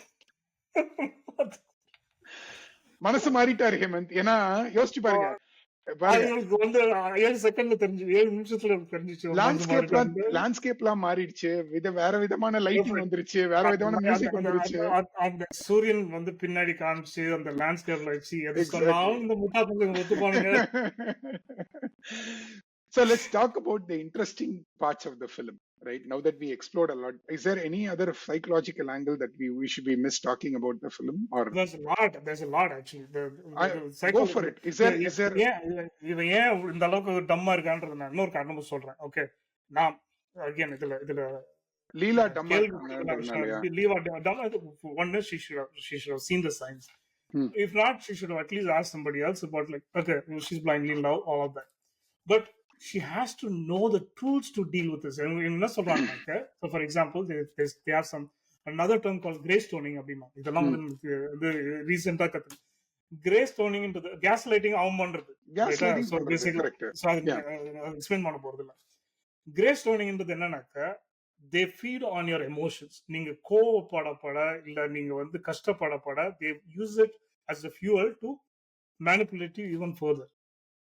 So இவங்க என்ன சொல்றாங்கன்னா, okay, gray stoning is basically like not reacting to any emotional outbursts or any emotional highs அப்படின்ற போது they will withdraw. They feel that as a defeat and they withdraw and they kind of like are more agreeable. ஒரு ரிலேஷன்ஷிப்ல நீங்க you are in love, அதெல்லாம் okay, ஆனா you not even trying to deal with it is a different thing. That's where I call her dumb.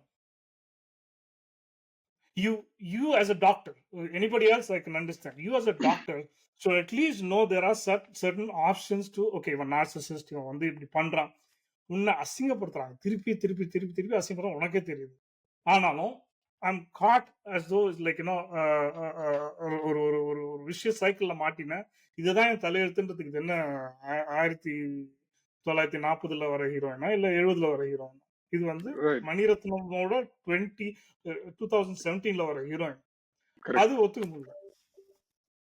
Correct. So அதோட நிறுத்திக்கிறேன் நான். இல்லாட்டி இல்ல இல்ல இல்லாட்டி எல்லாரும் வந்து தேவையில்லாம வந்து ரொம்ப இந்த இந்த இதுக்குள்ள நிறைய போய் கதையா பாருங்க அப்படின்னு. இல்ல இல்ல there were some interesting parts. As a narcissist he wants to hide his eyes. அதனால தான் எப்பவுமே வந்து ஈவன் கல்யாணத்துல கூட is wearing a Ray-Ban aviator. Actually I will say for the first time after Kamal was wearing it in Kurudi Punal, this is probably the best fit in Tamil cinema for a Ray-Ban aviator that I have seen. Like both Kamal and Arjun both wear the exact same glasses with like gold rimmed aviators. Inga வந்து we have a true aviator. So and much deservedly yeah. So அவங்க என்ன சொல்வாங்க அது narcissist என்ன சொல்றாங்கன்னா they basically look at mirror a lot to find faults or anything that they need to fixன்றதும் again இதெல்லாம் வந்து நான் படிச்சு கத்துனது அதெல்லாம் கேள்வி ஞானத்துல வந்த விஷயம். I'm not a qualified or certified anything, so please don't. Right இது Mani Ratnam retrospective தான். So we are just going deep into his characters. ஏன்னா இதுல வந்து பிளாட் கிடையாது. இது it's a character driven very introspective film. இப்போ நீங்க நல்லை அல்லை எடுத்தீங்கன்னா நல்லை அல்லை பாட்டு வந்து actually has a score, but படத்துல வரும்போது does not. You just hear Satya Prakash's voice in that moment, right? Because I think the idea here is to give space for you to be introspective about him. And you see this tight angle close-up shots. நீங்க சொன்ன weird looks of Karthi he's trying to put a face. Actually what he is he's trying to hide it. அதனாலதான் அதுவே வந்து ஒரு made up characterization for Karthi, because he's a true narcissist inside, but he wants to show as this nice soft guy outside.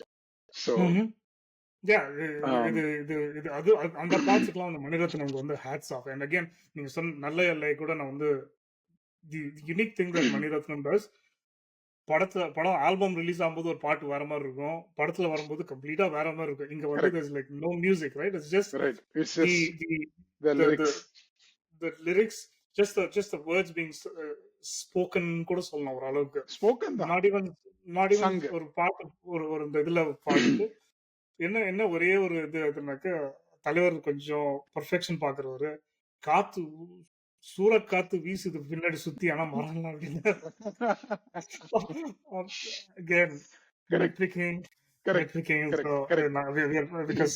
படத்துல வந்து பாரதியாருக்கு வந்து நிறைய ஹோமாஜ் இருந்தது. ஒண்ணு படத்தோட பேரே ரைட். அதுல வந்து when he's ditching that first girlfriend, sorry நான் அது மறக்கிறதுக்கு முன்னாடி கேக்குறேன், when he ditches that girl, I'm going to read that for now. So இல்ல ஏன் அந்த பாட்டோட ரெலவன்ஸ் என்னன்றது எனக்கு புரியல. எனக்கு அந்த பாட்டு வந்து இஸ் a கண்ணன் பாட்டு. பாரதியார் எழுதினதுல வந்து அவர் வந்து அதுக்கு வந்து ஒண்ணுமே கிடையாது. அவன் வந்து he is just saying about a Kannan பத்தி. So it's just a romantic one, and all he is trying to say is he is basically talking about his visionary girlfriend, that it's not this girl. So அவளை ரப் பண்ற மாதிரி பண்ணா. But ஆனா வந்து I really like the second half. அதுல வந்து இது ஒரு நல்ல பாட்டு, பட் அதோட லிங்க் நம்ம இந்த இதுல போடலாம். பட் அவர் பேசின அந்த வரிகளை நான் I wanted to read it because I wrote it down. நெறித்த திரைக்கடலில் நின்முகம் கண்டேன், நீல விசும்பிடை நின்முகம் கண்டேன், திரித்த நுரையினை நின்முகம் கண்டேன், சின்ன குமிழிகளில் நின்முகம் கண்டேன், பிரித்து பிரித்து நிதம் மேகம் அளந்தே, பெற்றதுன் முகமன்றி பிரிதொன்றில்லை, சிரித்த ஒலியினுள் கைவிலங்கியே திருமி தழுவியதின் நின்முகம் கண்டேன். It's almost like I saw you fallen in love. Yeah, நான் ஏன் அது வந்து அது அவன் என்ன சொல்ல, இது என்னோட நான் புரிஞ்சுண்டது. When Karthi opens his eyes for the first time, you see a tight close up of his eyes, and அவனுக்கு தெரியுற முதல் வந்து லீலா. So அவன் ஃபர்ஸ்ட் கேர்ள் ஃப்ரெண்ட டிச் பண்ணும்போது இந்த பாட்டு வந்து he is talking about Leela. First இல்ல, அது தேர்ட் கேர்ள் ஃப்ரெண்ட். அதான் ரைட். What's her name? அவ பேர் என்ன? Srinath. What's her name? Srinath, right? I forgot her name. Yeah. இல்ல நான் ஏன் சொல்ல வரேன்னா ஃபிளாஷ்பேக்ல அந்த நீங்க சொல்ற அந்த டெல்லி குட்டி ஸ்டோரியில வந்து ஆமா அதுவே மூணாவது தான். முதல்ல குஜ்ஜு கூட்டு வந்தான் அப்படின்னு சொல்லுவான். யா பட் இந்த பொண்ணு he is talking about லீலா. ஏன்னா என் கண்ணு திறந்த பொழுது ரைட் நின்முகம் கண்டேன்றதுக்கும் அவன் லீலாவை பார்த்ததும் தான் கனெக்ஷன் நான் சொல்ல வரேன். Right, it's almost like a rub on. Already moved on. He's moved on. Yeah. Anyway, let's talk about the other interesting parts of this. We'll come back to the psychological angle. Wherever we didn't wrap it up, we'll do that. Cinematography, for the first time, Mani Ratnam works with Ravi Varman. So இது வரைக்கும் முன்னாடிலாம் நீங்க பாத்தீங்கன்னா PC Sreeram, I had like 3 or 4, like other than Madhu Ambat, which was once in Anjali. Santosh Sivan, You see Santosh Sivan, Ravi K. Chandran, PC Sriram, Rajiv Menon. Now for the first time he goes with Ravi Varman, where who's gone from South India to North India. By the time he's already established as like the key, he has already made Ram Leela with Sanjay Leela Bansali. யாராவது படிக்கலாம்னாக்க we want to make sure that we include the link of his journey from coming to Madras. Ravi K. Chandran, sorry, Ravi Varmanoda அந்த கண்டிப்பா பார்த்தே ஆகணும். ரவி வர்மன் படிச்சே ஆகணும். ஏன்னா like an unbelievable story that needs to be heard, that needs to be heard again. அது ஒரு மணிரத்னம் கிட்ட, ஏன்னா it's very relevant to this movie because இதுக்காக அவர் எடுத்த ஸ்ரத்த, all the pain and tribulations that took, that he had to endure to get to this point. It's amazing. We have to be very proud of what Ravi Varman has achieved in his cinematography across India, even in South India. With நான் சொல்றது ஸ்கிரீனுக்கு வரதுக்கு முன்னாடியே வந்து இவ்வளவு நிறைய விஷயம் இருக்கு, ஸ்கிரீன்ல வேற கதை. வேற கதை. கண்டிப்பா கண்டிப்பா ஐ அக்ரி. நானும் கேள்விப்பட்டிருக்கேன், படிச்சு கேட்டிருக்கேன் அந்த interview. It's very interesting. So இந்த படத்தோட சினிமாட்டோகிராஃபி நீங்க எடுத்து பாத்தீங்கன்னா, ஐ வாண்ட் யூ டு யூஸ்வலா இதே மாதிரி லேண்ட்ஸ்கேப்ஸ் வந்து Mani Ratnam shows in every film. But ராவணன்ல இட்ஸ் மோர் கிரிட்டி. ஏன்னா they are in a forest, it's raining, and it's almost like one person chasing another person. This is the second film where the மூவியோட backdrop மட்டுமே ஒரு landscape இல்ல. Movie it's very planted inside. Main கதையே வந்து இப்போ for example அவங்க 2 பேரும் கோச்சிட்டு சண்டை போட்டு ஃபால் இன் லவ்வே வந்து ஒரு பெரிய ஸ்னோ அதுலதான் நடக்குது. ஈவன் தோ ரோஜால ஒரு பாட்டுல தான் ஸ்னோ வந்தாலும் it plays a main role. நிறைய ரெஃபரன்சஸ் டு வான், வருவான், there's a play on words about air and land and all of that இருக்கு. அதுல வந்து காற்று வெளியிடை has to be visually poetic. ஏன்னா it has to be poetic. இப்போ அவங்களோட ஹை, இப்போ நீங்க பாத்தீங்கன்னா it goes with like a flat white, black and whiteல ஆரம்பிக்குது படம். almost like a black and white where VC gets caught. அதுக்கப்புறம் you see the expanse and you see all the snow clad mountains and all that, and actual snow. And when their relationship hits a peak, there's a burst of colors in Saratu Vandila part. So there's like an actual travel, and then it becomes like a regularish colored film after that. So I feel it's a very stark movement from Mani Ratnam's filmography, from where Nayagan and Agni Natchatram enna irukla padam edukkararu to a more well-rounded palette in Bombay to Kaatru Veliyidai is a huge journey நான் நினைக்கிறேன். What do you think? இது நான் முதல்ல ஆரம்பத்திலே வந்து அதுதான் என்னோட point, which is like this is like மணிரத்னமோட ஸ்டாண்டர்ட், அந்த விஷுவல் எஸ்தெட்டிக்ஸோட ஸ்டாண்டர்ட்லயே இது வந்து ஒரு நாட்ச் ஹைன்னு சொல்லுவாங்க. அது like new standard. Not to say the other cinematographers are any lesser. No, not. But இது வந்து என்ன ஆச்சுனாக்க the Rembrandt on screenன்ற மாதிரி like இந்த சரட்டு வண்டியில வந்து ஒரு தமிழ் பாட்டு வந்து இது வரைக்கும் அச்சீவ் பண்ணல, இதுக்கு அப்புறமும் அச்சீவ் பண்ணுமான்னு எனக்கு டவுட். பை தி வே இது வந்து second song of Holi of Maniratnam. ஒன்னு வந்து நாயகன்ல வந்து அந்திமழை மேகம். யாராவது எடுத்து போனாங்களோ கோச்சு பாரு அவரு. Like he doesn't like that what he calls like dovetailing or whatever. அது ஹோலி சாங் இல்லையா? இல்ல கரெக்ட் தான், அதெல்லாம் சொல்லக்கூடாது. நீங்க ஒரு ஃபிலிமோகிராஃபின்னு எடுத்தீங்கன்னா அதுவும் நம்ம ரெட்ரோஸ்பெக்டிவ் பண்ணும்போது we will look at all of this and try to bucketize and see. பாட்டு சொல்லட்டுமா? Let's go.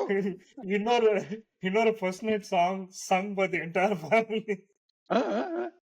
சொல்லுங்க. ஒரு first night song or like a song about like some intimacy, physical intimacy sung by an entire chorus family. Exactly. Or family. ரோஜா சொல்லலாம், Rukmani. What else? The lyrics is so laden. அதுதான் சொல்ல வரேன். Not that it's wrong or anything. Like it's just literally like it couldn't get more explicit than this. Sure.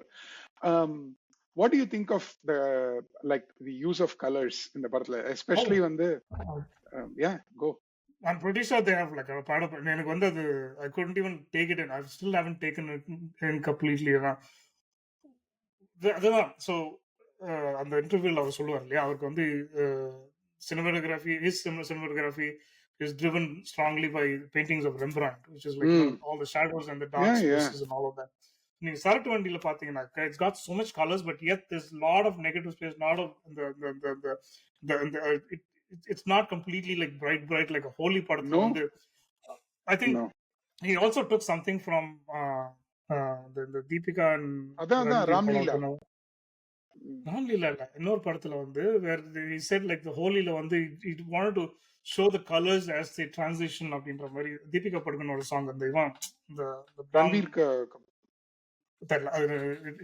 so but point is this is someone who takes his color palette very seriously, not just from like saying bright colors are the even best. Mani Ratnam does it seriously and Ravi Varman adds on top of it even more. That's why he's in this movie. The song பாத்தீங்கன்னா வச்சுங்களேன், like even அந்த வான் first song and introduction song for Aditi Rao Hydari வான் வருவான் தான், ஆனா short வான் வருவான். So அதுதான் ஃபர்ஸ்ட். அத மாதிரி வந்து இது வரைக்கும் நான் பார்த்ததே கிடையாது. Like you have to see Aditi Rao Haidari as two people. One without the pottu, இன்னொன்னு வந்து with a small pottu is like a different person altogether. True. And that likability slowly dwindles, unfortunately, because of the character. So yeah, but I think well, எங்கெல்லாம் வந்து பிரைட்டா காமிக்கணும், பிரைட்டா wherever அந்த we have to give credit to the set design also, right? Oh, kandipa. பாகிஸ்தான்ல நடக்கிற போர்ஷன்லாம் சத்தியமா அது பாகிஸ்தான் கிடையாது. ராவல்பிண்டி எல்லாம் வந்து ஹைதராபாத் எங்கன்னா தான் பண்ணிருப்பாங்க. But the believability, right? அந்த low budgetல நான் ஏன் கஜத்தனம் சொல்றேன்னாக்க அது வந்து you can see that he's like scraped every last single paisa to kind of build that thing, but just enough, not more than that. Just enough, yeah.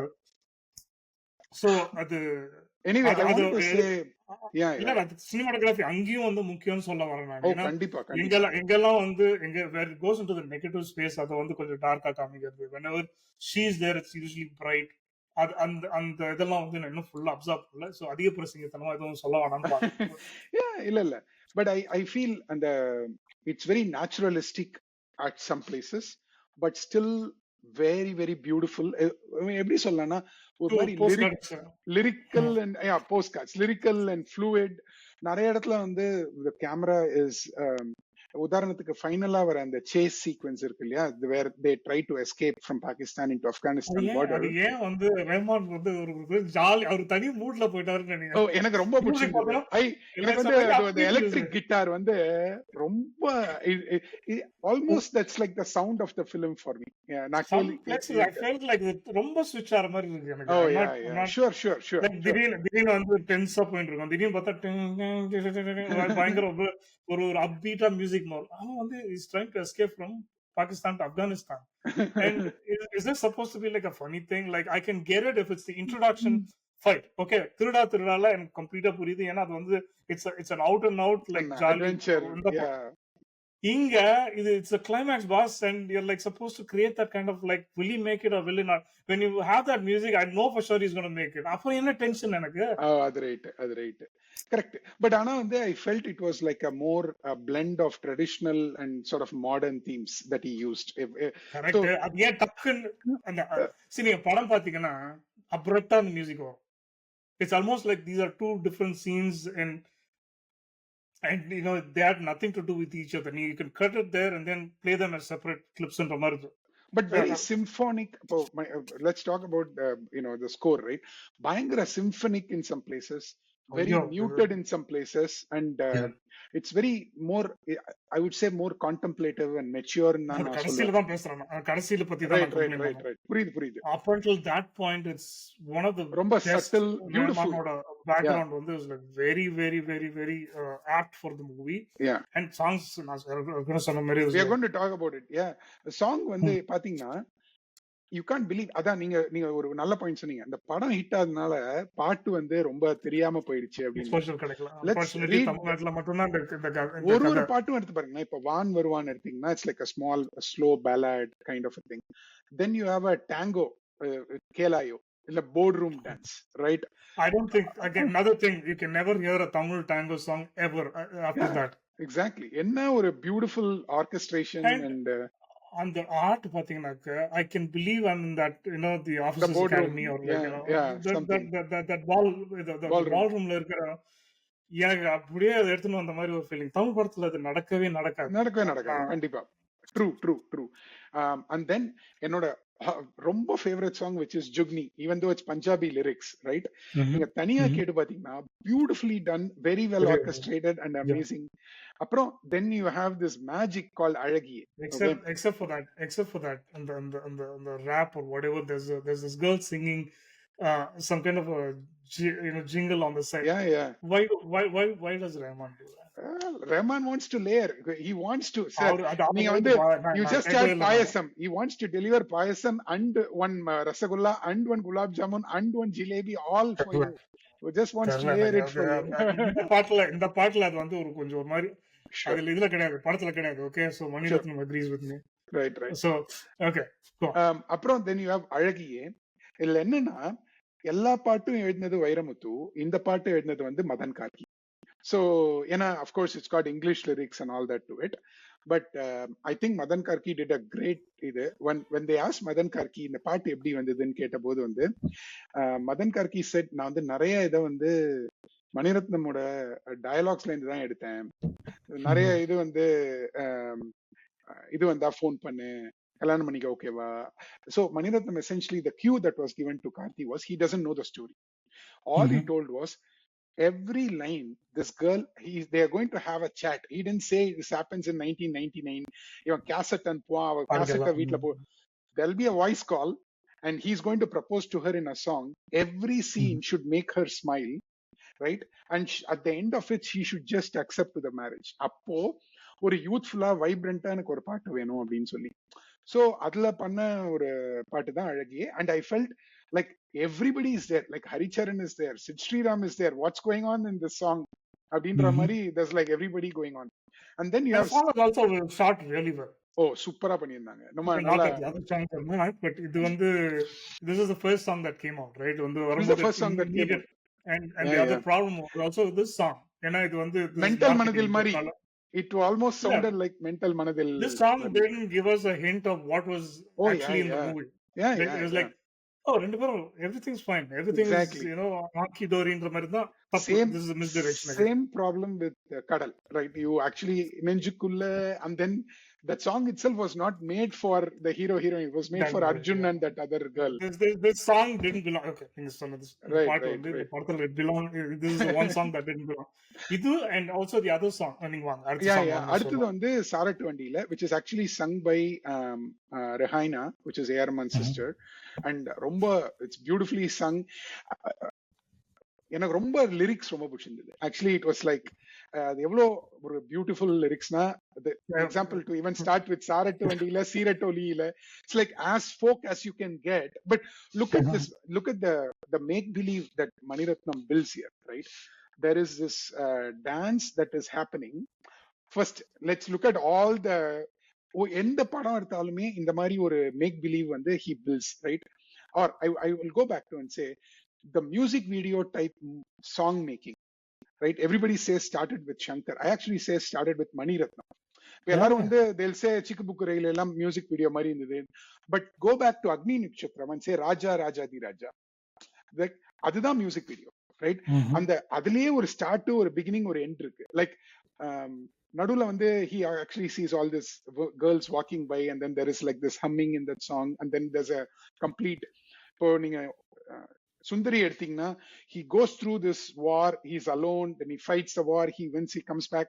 It's a separation. So, it's a separation. Yeah, but there's a whole movie contained inside every song. இப்போ நீங்க குச்சி குச்சி ராக்க Martha கூட அது மாதிரி வரும். I'm not going to keep explaining everyone, but so அப்போ and the music video approach for a film makingல, now you basically look at this, right? டெல்லியில நடக்குது, ஒரு வெஸ்டர்னைஸ்டு கமாண்டர் ஒரு somewhat தமிழ் தெரிஞ்ச ஒரு doctor, right, having a valagapu for before marriage, okay, and now they are singing the most folkish song while they are actually dancing this in the movement பாத்திருக்கீங்களா நீங்க? This is the dance that Karthi dances, right? It's as western as you can get, but the song இந்த எல்லா எலிமெண்ட்ஸும் ஆனா jar ஆகாம உங்களுக்கு அந்த விஷுவல்ல கலர்ல light ஆகும்போது, that is the magic of why Mani Ratnam is known as the master of song filmmaking. So Saraktu Vandila is a great example for it, அப்படின்ற. This is also not getting someone under the influence, so you can not see through all of that. Sure. Other points அப்படின்ற. Sure. Okay. சரி, இப்போ குரு எடுத்துக்கோங்க. அது என்ன பாட்டு? தேரா பீனா இருக்கு இல்லையா? Tere Bina is shot in Nayakkar Mahal, Madurai Nayakkar Mahal. Iruvar we spoke, it's shot in Nayakkar Mahal. கண்ணாலனே, like where in Muslim marriage that they have this big Nayakar Mahal kind of a set that happens, and then every woman is actually singing. No complaints at all. Exactly. No, I actually have no complaints. That's what we're looking for. Like, see, basically என்ன சொல்லுவாங்கன்னா, சினிமால you take creative license where நீங்க ஒரு கல்யாணத்துல இருக்கும்போது கிடைக்கிற அந்த அந்த அந்த மகிழ்ச்சியும் நீங்க நிகழ்றது வந்து you can't get it on video, right? You can't, like, நீங்க வந்து ஒரு கல்யாணம் நடக்கணும் காமிச்சா எவனுமே பார்க்க மாட்டான். You have to add some kind of a splendor. You have to have something larger than what the screen can offer. So you are, but jar agama irukno, idu ellathiyum onna neenga kondu varudhu dhaan challenge, right? You know, correct, and in shoestring budget, like what Mani Ratnam does it. Yeah. So and what we are both saying is awesome song, amazing. adukku apparama vandu you have Nallai Allai, which is actually sung by you know, super singer புகழ் Sathyaprakash, which I think was very well done. எனக்கு ரொம்ப பிடிச்சிருந்தது அந்த பாட்டு. அதுக்கப்புறம் there's a long வான் வருவான் song, which is like a true, என்ன சொல்றது, ஸ்நேகிதியே or அலைப்பாய்தையில என்ன பாட்டது, பச்சை நிறமை மாதிரி, there's like this girl dancing around this boy and he's just standing in this அக்கறமா இல்ல, கொஞ்சம் கூட அக்கறமா. அதாவது பாலிவுட்ல வந்து மாதுரி Dikshit made a big fuss about it. Like only in Hindi movies, you know, they give you a chiffon saree and ask you to dance in Switzerland. Exactly. Hero எல்லாம் நல்லா jacket எல்லாம் போட்டுப்பாங்க, நாங்க மாத்திரம் சாரியில போய் ஆடணும் அப்படின்ற மாதிரி. அதுக்கு நான் விதிவிலக்கு இல்லாம நானும் வந்துட்டோமா அப்படின்னு சொல்லிட்டு. But by the way, Sasha Tripathi, who sang Van Varwan, actually I think got a national award for it. So Tirupati, நானும் அதே தப்பு பண்ணேன் நானு. She's Tirupati. Yeah, Sasha Tripathi, right. And one of my favorite singers, by the way. Oh, okay. Yeah, apro Rahman, our face, she was in that Rahman face where every other song she was, you know, she was a singer for. And I think this is model part நான் நினைக்கிறேன், I could be wrong, but and by the way, A.R. Rahman won the national award for Kaatru Veliyidai. So the point that I want to say was that it's an unbelievable score, both from a soundtrack and from a background score perspective. It is just brilliantly done. நீங்க சொன்ன ஒரு very valid point, because the movie wasn't very well known. நான் நிறைய friends கிட்ட, ஒரு 4-5 பேர் கிட்ட காற்று வெளியிடை கதை என்னன்னு கேட்டா பாதி பேர் கதையே தெரியல. Because it almost like a blur that they just know that Karthi கடைசியில ஐத்ரியோட சேர்ந்துட்டாரு, அவ்வளவுதான் முடிஞ்சது கதை. பட் எவ்ரிதிங் இஸ்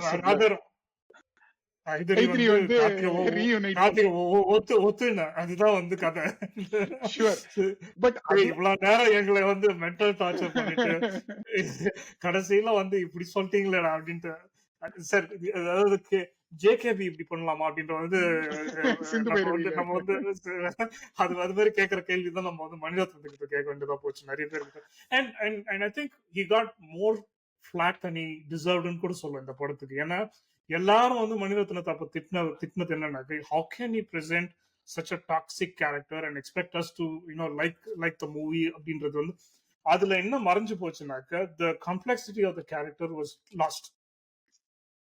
அதாவது ஒரு 2-3 மிஸ்டேப்ஸ் இருக்கிறதால கூட நான் சொல்லுவேன். And again, ப்ரீ கிளைமேக்ஸ் வந்து கொஞ்சம் மிஸ்ஃபயர் ஆச்சு கூட சொல்லலாம். அந்த scene where he meets her parents, right? Yes. work ஆகல. But I think அவங்களுக்கு வந்து they didn't like him. அது ஆல்ரெடி தெரிஞ்சு போச்சு. அது see அந்த அந்த அந்த அந்த when புரிஞ்சுச்சு. கிளம்ப சொல்லு, கேரக்டர் இறந்த உடனே he asked him to leave and then he very clear So he's going there and exhibiting more of his narcissism. narcissism in front of them. Fine. நீங்க சொன்ன மாதிரி Mani Ratnam doesn't believe in explaining everything. எல்லாத்தையும் புட்டுலாம் கொடுக்க கூடாது. Fine. Okay. There's only certain level of obscurity that you can expect us to sure handle. We are mortals. நாங்களாம் mortals. நாங்களாம் சாதாரண. RJ Balaji சொன்ன மாதிரி நான்லாம் வந்து 12வது படிச்சு லோக்கல் ஸ்கூல்ல படிச்சப்பா. இன்னொன்னு சொல்றேன், ஆர்ஜே பாலாஜி இது மறந்துடக்கூடாது. ஏன்னா நான் ரொம்ப சாதுலயும் சாது. நான் வந்து ட்விட்டர்லயே ரொம்ப சாதுவா தான் இருப்பேன். பட் ஆர்ஜே பாலாஜி எல்கேஜி படம் டைரக்ட் பண்ண போது I tagged him and I said Kadal review ஞாபகம் இருக்கா அப்படின்னு. I just asked, that's all I asked. Okay, I meant to ask him, hey, ஒரு படம் எடுக்கிறது எவ்வளவு கஷ்டம் தெரியுமா அப்படின்ற மாதிரி ஒரு கேள்வி. He's even today the only person who actually blocked me on Twitter. So he blocked you? Yeah, after this. And so I was like, நான் ஃபர்ஸ்ட் இந்த மாதிரி அது ஃப்ளேமிங்கா கூட இல்ல, nobody has ever else actually blocked me. ஏன்னா நான் ரொம்ப ஒன்னும் I generally normally have a fun time, right? I just asked him, do you remember Kadal's review? Do you want to revisit it now? That's all I asked.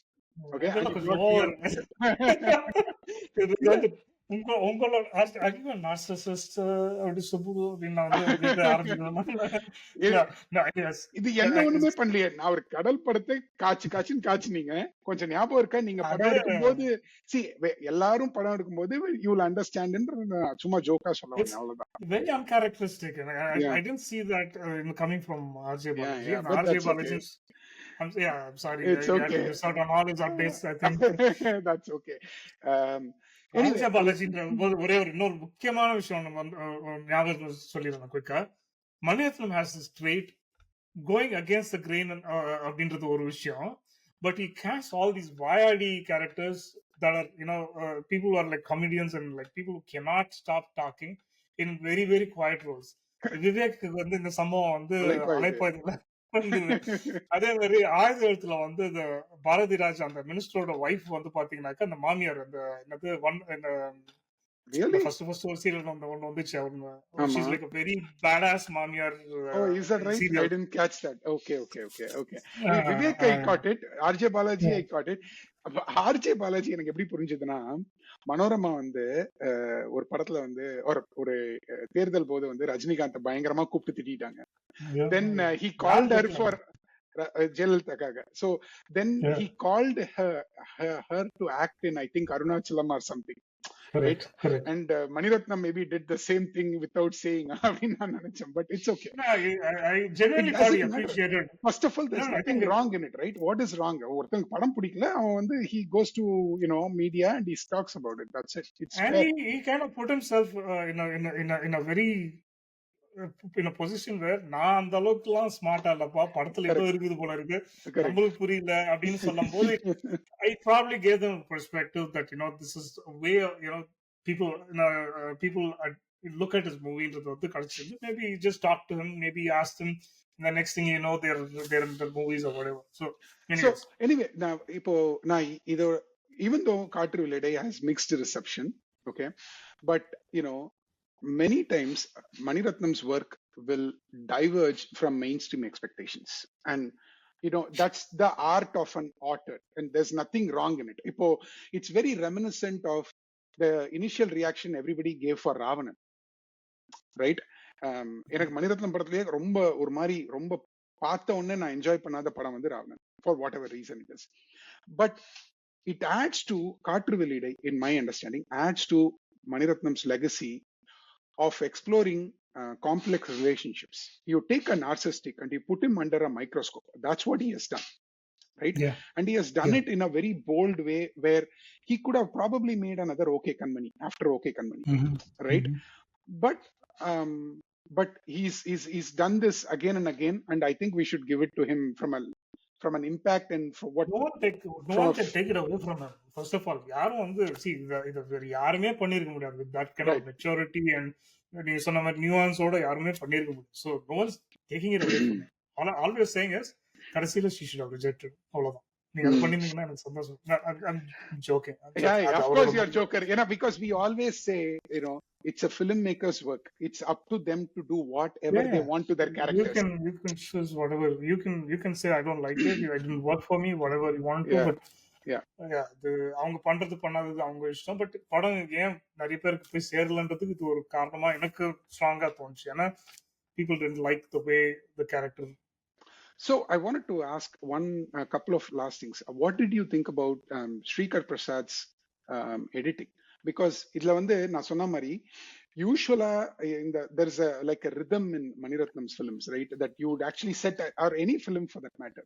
இதுல வந்து it's almost like a jarring cut from the past to present and just keeps going back without giving an intimation to the viewer. நான் ஒரு visual cue இருந்தது அலைப்பாய்தியில, linear non-linear இருந்தாலும் there's like a slow motion and then it goes inside and then, but here it's just, they're almost like, they just are like, whatever man, we just keep going and let the audience tag along. எனக்கு கன்ஃபியூஷனே இல்லை. I didn't have Sure.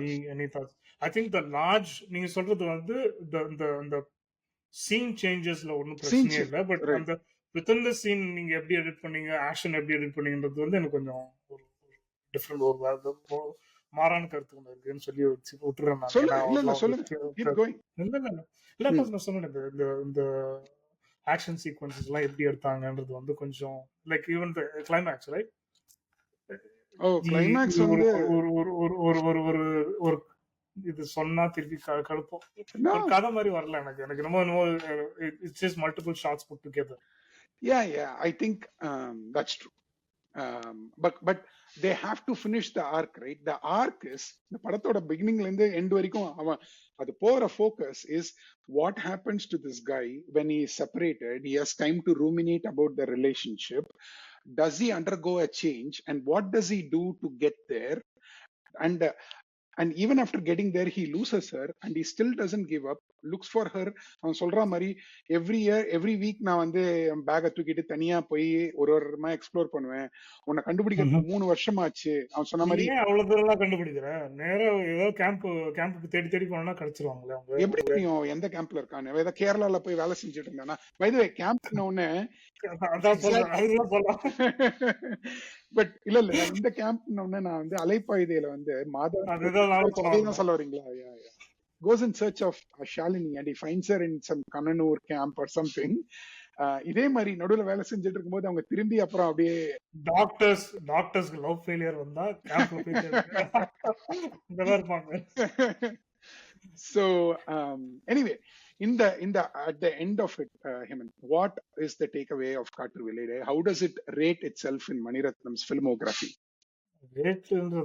அந்த ranking but I think it's one of his best movies ன்னு நான் சொல்லுவேன். நான் ஏன்னா minor இங்க அங்க குட்டி குட்டி இதெல்லாம் வந்து நம்ம we can't deny that this is one of the best written screenplays in Tamil cinema. Forget Mani Ratnam இதுலயே வந்து பாத்தீங்கன்னாக்க யூசுவல் ஒரு லவ் ஸ்டோரியில வந்து இவனுக்கு எந்த பிரச்சனை, அவன் இவன் சொன்னா, இவன் சொந்தக்காரன் அப்படி பண்ணா இப்படி பண்ணான்னு சொல்லாம it's an internal struggle. It's a very very internalized struggle ன்னு சொல்லுவேன் நான், both for Karthi and for Aditi Rai Hydari. அவங்கள யாருமே வந்து ஃபோர்ஸ் பண்ணல, அவங்கள யாருமே எதுவும் வந்து இப்படி பிஹேவ் பண்ண சொல்லல. In அலைப்பாய்தே there was a family, there was a situation. Okay Kanmani, there's a family that's actually dictating the terms for these two people. But here it is very very internal, and it's a personal நீங்க சொன்ன மாதிரி personal journey of these two characters. அதனாலதான் வந்து it's very hard to bring on screen such stories, because you cannot நீங்க அந்த exposition or இவர் தான் வந்து விசி இவருக்கு இருக்கிறது அப்படின்னு இந்த கௌதம் மேனன் மாதிரி வந்து பேஜா வந்து இதுல வந்து வாய்ஸ் ஓவர்ல கொடுத்து நீங்க வந்து ஃபீட் பண்ண முடியாதுன்றது வந்து that's Mani Ratnam's conviction, that he'll not provide you the information. If you understand it, you gather what it is. The minor miscalculation is basically like, sure, you touched on some triggers that correct, people don't like. Sure. என்னோட final thoughts வந்து it is definitely a significant point in Mani Ratnam's career. It is not its peak, but இது வந்து என்ன illustrate பண்ணுதுன்னா, it's a continuation and a evolution of a filmmaker, of what stories does he want to say. அவரோட filmmaking style இருக்கட்டும், filmmaking theme இருக்கட்டும், it's an evolution of him. And this is a film that probably could not be made pre-2000s, right? And right when he had Okay Kanmani and he is about to going to make Chekkachivanda Vanam, where I think some reason why this came was மணிரத்னமோட hesitation எனக்கு இதுல தெரிஞ்சது. ஏன்னா he was trying to do another film that got dropped, then it's like, ஓ நம்ம ஒன்று எழுதி வச்சிருந்தோம் narcissist, அதை எடு நம்ம பண்ணலாம், அந்த ஒரு அதனாலதான் மிஸ்டெப் வந்ததோ அப்படின்னு நான் நினைக்கிறேன். But otherwise I really enjoyed it in further watches after the first time. So that is Mani Ratnam's காற்று வெளியீடை, நம்மளோட ரெட்ரோஸ்பெக்டிவ். தேங்க்யூ, பார்த்ததுக்கு நன்றி. அடுத்த படத்தோட அடுத்த தடவை சந்திக்கலாம். நன்றி, வணக்கம்.